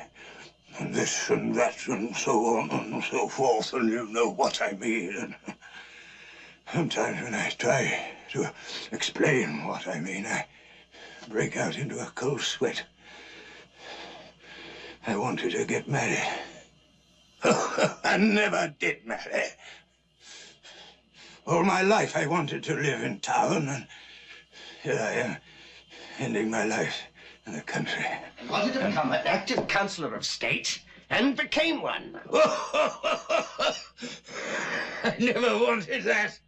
That happened of its own accord. It's ungenerous to express discontent with life at the age of 67. What a stubborn fellow you are. Can't you understand that one may want to live? It's just frivolous. It's one of the laws of nature that life has to have an end. You are arguing like a man who's had his fill. You've been satisfied. Therefore, you're indifferent to life. You don't care. But you, too, will be afraid of dying.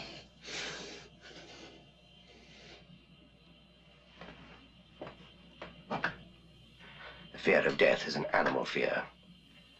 Why don't you try to suppress it?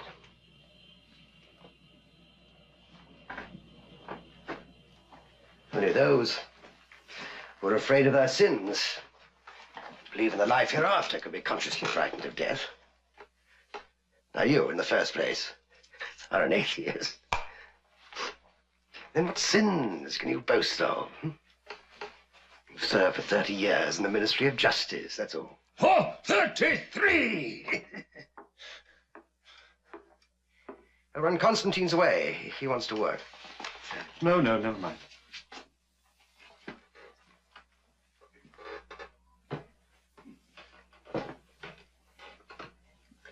May I ask you, Doctor, what town did you like most when you went abroad?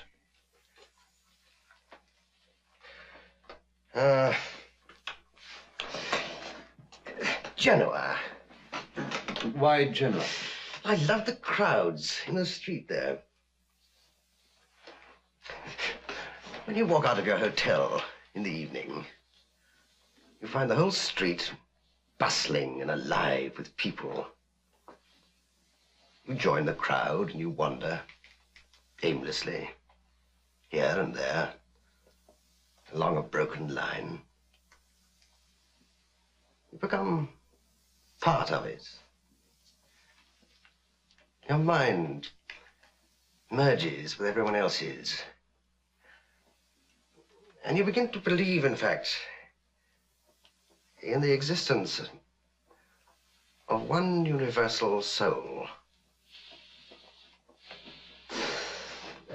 Rather like the one Nina acted in your play. Do you remember, ages ago now? By the way, where is she these days? How is she? Well, I suppose. I'd heard she'd embarked on a rather strange life. What happened? It's a long story, Doctor. Well, can't you make it short? She ran away from home and had an affair with Trigorin. You knew about that? Yes, I did. She had a child by him. It died. Trigorin grew tired of her and went back to his former attachment, as one might have expected, though in fact he never really abandoned it. Through sheer weakness of character, somehow managed to keep on with both. As far as I could gather, Nina's private life turned out to be a complete fiasco. And the theater? Even worse, I believe. She made her debut at a Moscow suburban theater and then left for the provinces. At that time, I always kept within sight of her, and everywhere that she went, I went too. She always undertook important parts to play and acted them badly in a crude kind of way, with hysterical cries and melodramatic gestures. There were moments when she would get things right, a weeping or a deathbed scene, but they were only moments. But on the whole, you think she had talent? Well, it's difficult to tell. I believe she did. I always used to watch her from a distance. She refused to see me, and the hotel people wouldn't let me into her room. I understood her mood, so I didn't insist. Well? What more can I tell you?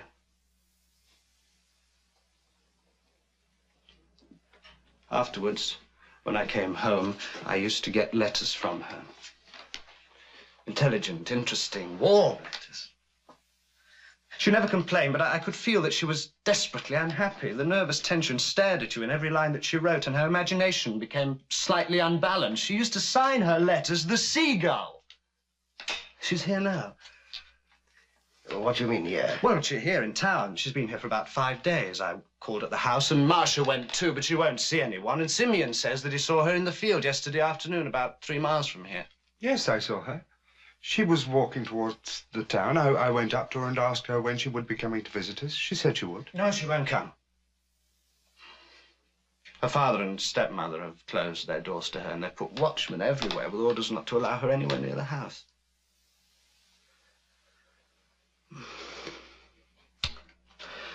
How easy it is, Doctor, to be a philosopher on paper. How hard it is to be one in reality.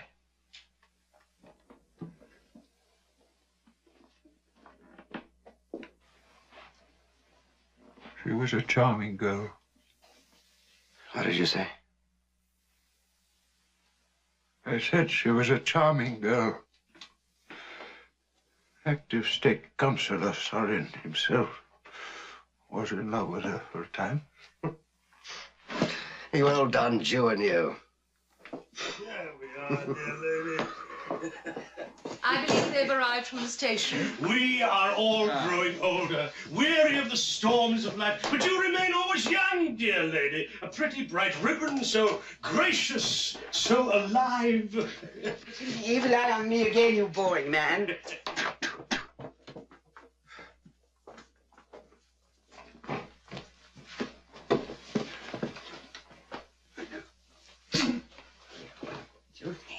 Good day, Pyotr Nikolaevich. What's all this about some illness of yours? It won't do, will it?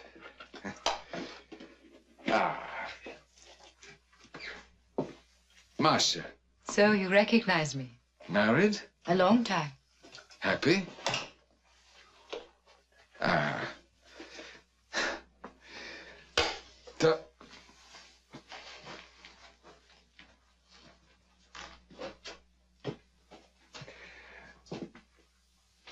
Your mother tells me you're prepared to let bygones be bygones and are not angry anymore.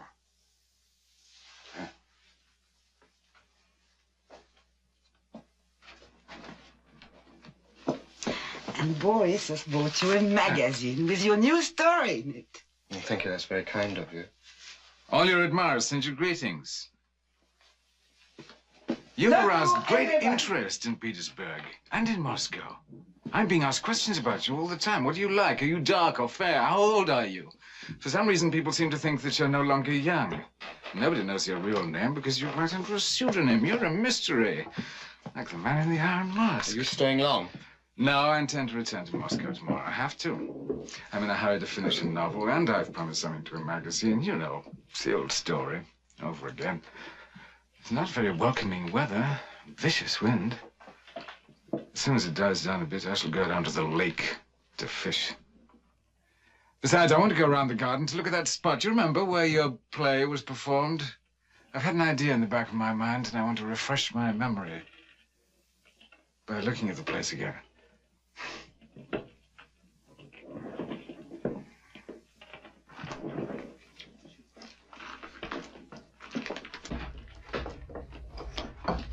Papa, could you give my husband a horse? He has to go home. A horse? Go home? You saw the horses have just returned from the station. We can't send them straight out again. Surely there must be some other horses. It's hopeless to ask you for anything. It's all right. Marcia, I can walk. And weather like that? Come and sit down, ladies and gentlemen. Well, after all, it's only 7 miles. Come on, Marcia. Bye, Mother. I didn't want to trouble anyone, really, but you see, the baby. Bye. Goodbye. He'll get there all right. He's not a general after all. Come along, ladies and gentlemen. Don't let's waste time. Supper will be announced soon. When the long autumn evenings descend upon us, we play Lotto. This is an old game of Lotto which we used to play with my mother when she was alive and we were children.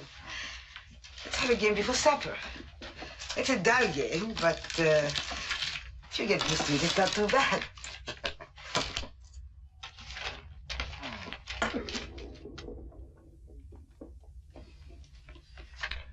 He's read his own story. Hasn't even cut the pages of mine.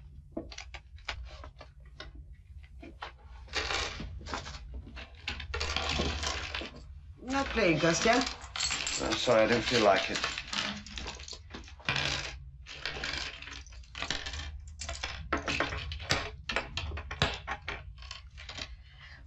The stake is 10 capex. Would you put it down for me, Doctor? There you are. Now, you all put down your stakes? Yes. I begin.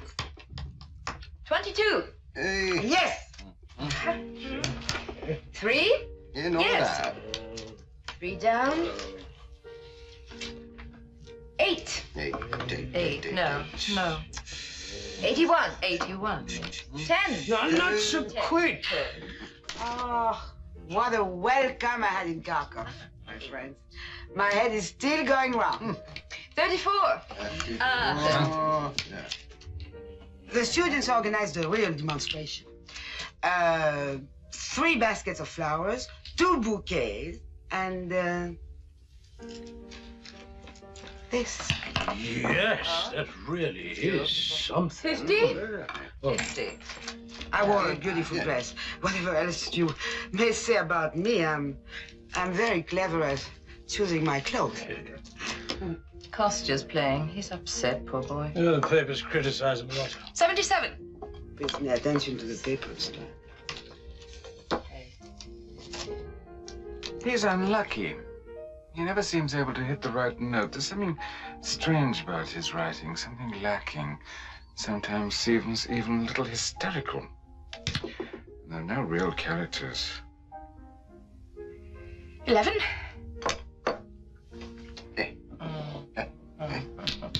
Petrusha, are you bored? He's asleep. The active state councillor is asleep. 7. 90. If I lived on an estate like this by a lake, would I ever even think of writing? I'd have got rid of the literary obsession once and for all. I'd spend my time fishing. 26.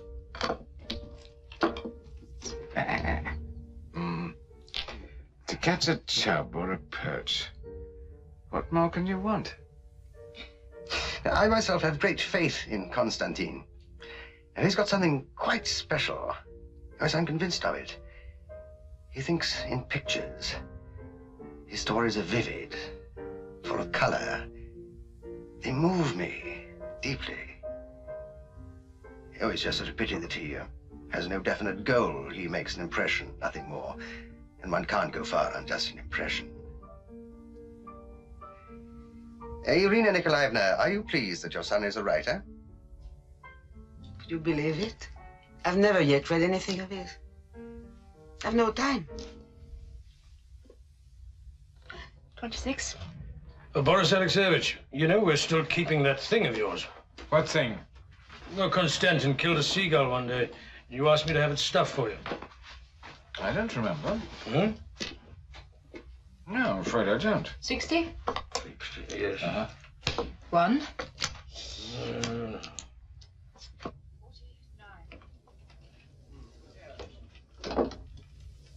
6.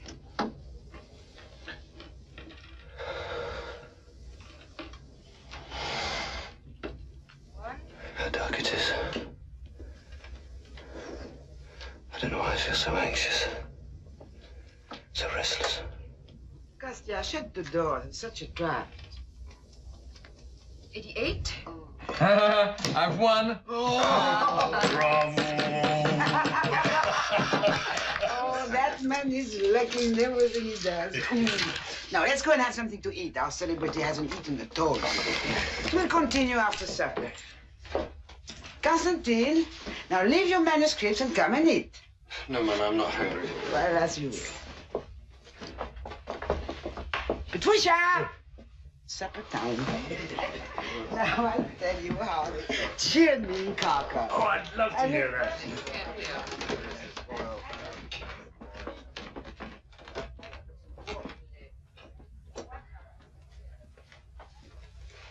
I'm always talking so much about new styles. I feel as if I'm slowly slipping back into the old cliches. The poster on the wall announced. The pale face in its frame of dark hair announced. Frame, intellectual quality. I'll begin with the hero being woken up by the noise of the rain and leave out all the rest.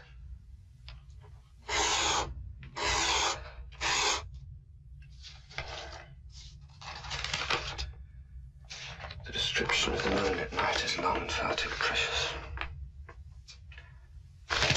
Trigorin has his little tricks all worked out. It's easy for him.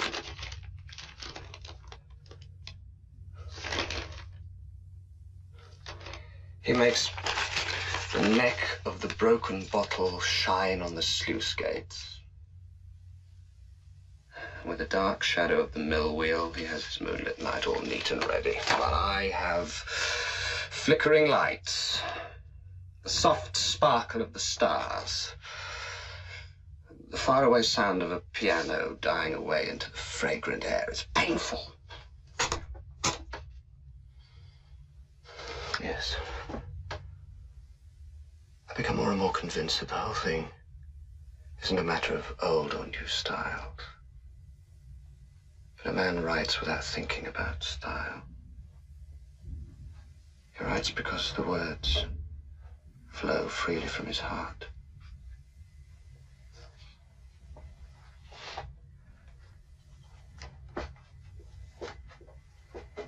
What's that?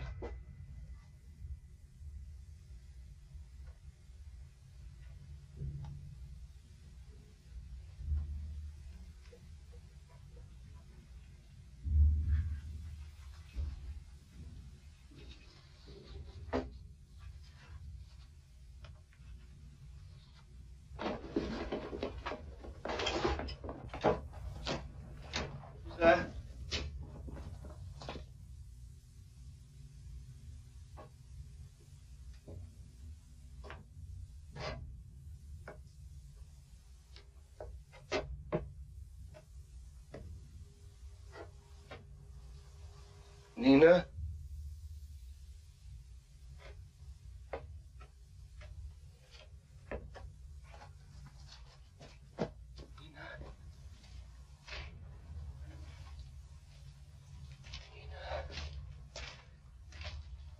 It's you. I had a sort of presentiment all day I've been in agony. My dearest, my beloved, she's come back. Now, don't cry. Don't miss cry.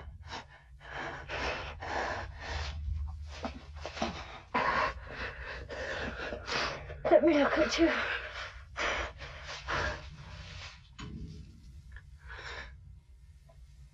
Have I changed much? Yes. You're thinner. And your eyes have grown bigger. Nina, so strange that you should be here and I'm actually looking at you. Why didn't you let me come to you? Why didn't you come before? I know you've been here for almost a week. I've been to see you several times a day, standing by your window like a beggar. I was afraid you hated me. Every night I dream that you're looking at me and you don't recognize me. If you only knew. Since I arrived, I've been drawn to the lake. I've been close to the house several times, but didn't dare to come in. Let's sit and talk. Talk and talk and talk.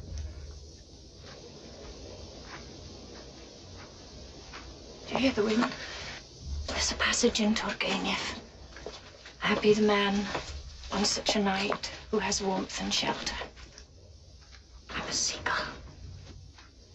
No, no, not that. What was I saying? Yes. Turgenev. And may God help all homeless wanderers. Nina.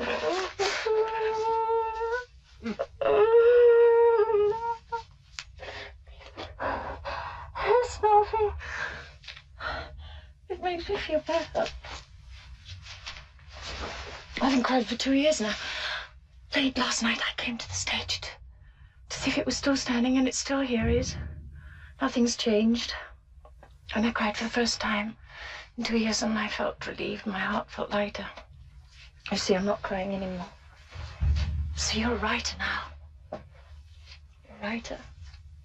I'm an actress. We two are caught up in the whirlpool. I used to live happily like a child. I used to wake up in the morning and sing, I loved you, I dreamed of fame. And now, tomorrow early in the morning, I shall go to Yeliot's in a third-class carriage with peasants. And in Yeliot's, fat, so-called educated merchants will sniff around me like dogs. How crude life really is. Why to Yeliot's? I've got a contract for the whole winter. It's time for me to go. I cursed you, Nina. I hated you. I tore up your letters and photographs, but all the time I knew that my heart was yours forever. I can't stop loving you, Nina. Ever since I lost you and began to write, life has become unbearable for me. I suffer agonies. My youth seems to have been stripped away from me, and I begin to think that I've lived on this earth for 90 years at least. I call your name. I kiss the ground you walked on. Everywhere I look, I imagine that I can see your face, that tender smile that lit up the best years of my life. Why does he say like this? Why does he... I'm lonely. There's no love around to warm my heart. I feel cold, as if I were in a tomb, and everything I write is dry and harsh and sad. Stay here with me, Nina, I implore you, or let me come with you. Nina! Why? For God's sake, Nina! My horses are quite near. Don't come with me. I want to go alone. Where are you going now? To town. Your mother's here, isn't she? Yes, she is. My uncle became ill on Thursday, so we sent a wire for her to come. Why do you say you kissed the ground I walked on? I ought to have been killed. I'm so exhausted. If I could rest. I'm a seagull. No, that's wrong. I'm an actress. Yes, I am. And he's here too. Yes, never mind, yes.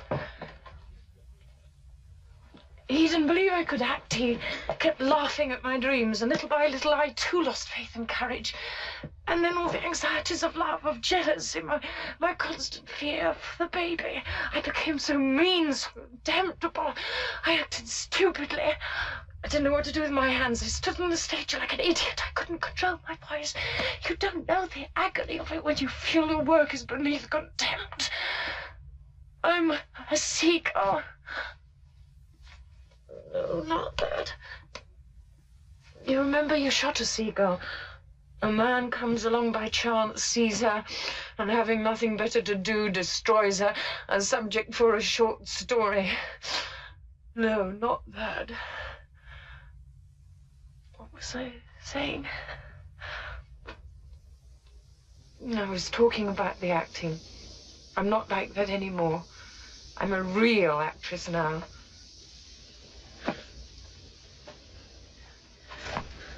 I act with joy, with enthusiasm. I get quite carried away sometimes. I feel that I'm beautiful.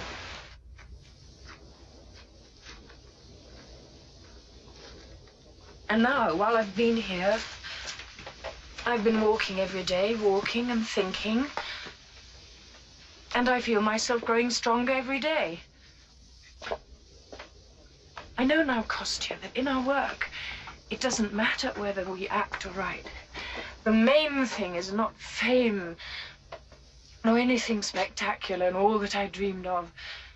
The main thing is to know how to endure. how to carry one's cross and have faith. I have faith now. And it doesn't hurt so much. And when I think of my vocation, then I'm not afraid of life anymore.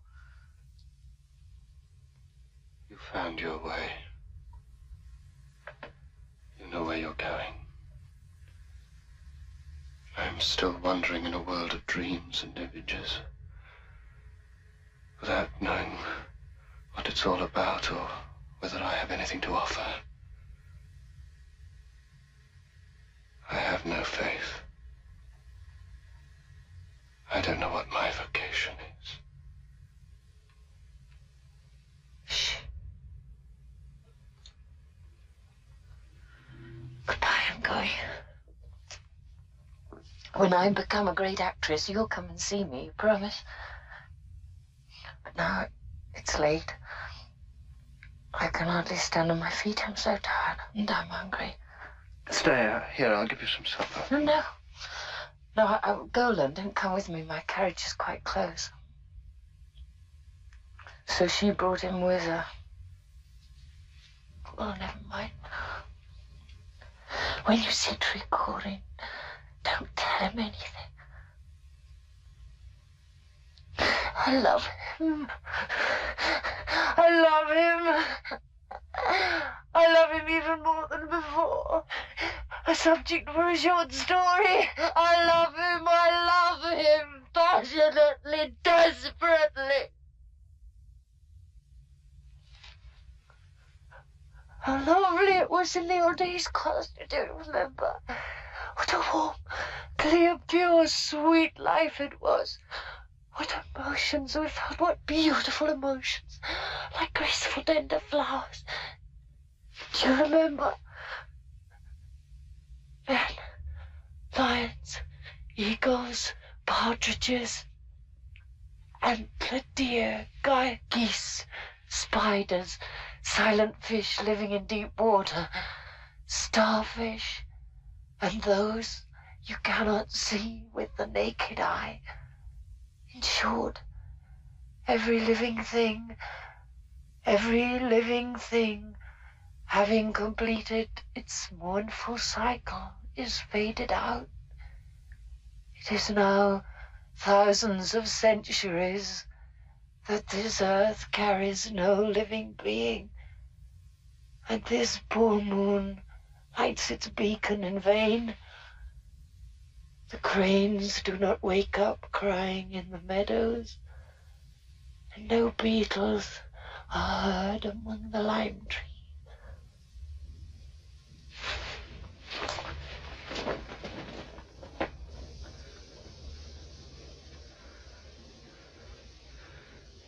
It would be annoying if someone saw her in the garden and then told Mama.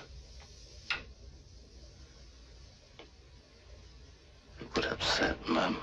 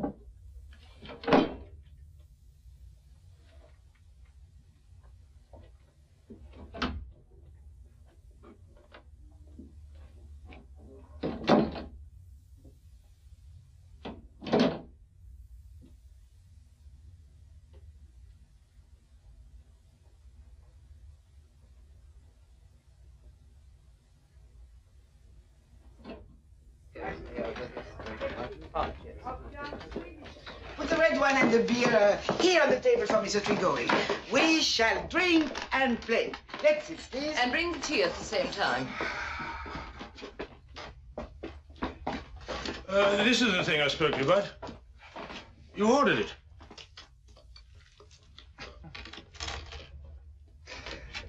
No, I don't remember.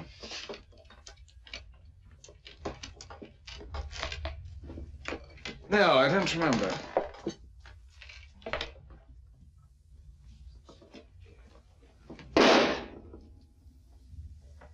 What's with that?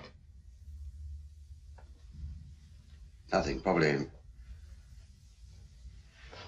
bottle of ether exploded in my medicine box. Don't worry.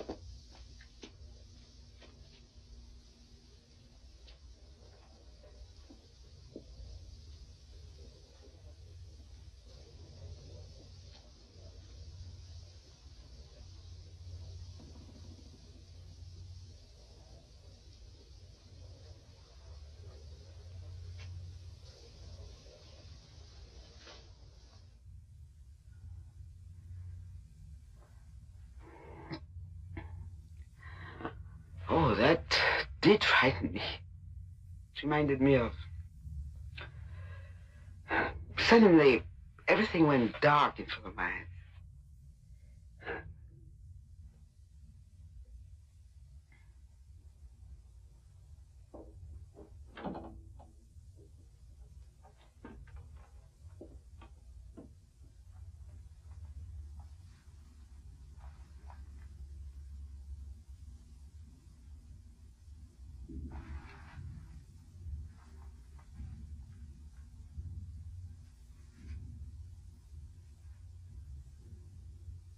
$21.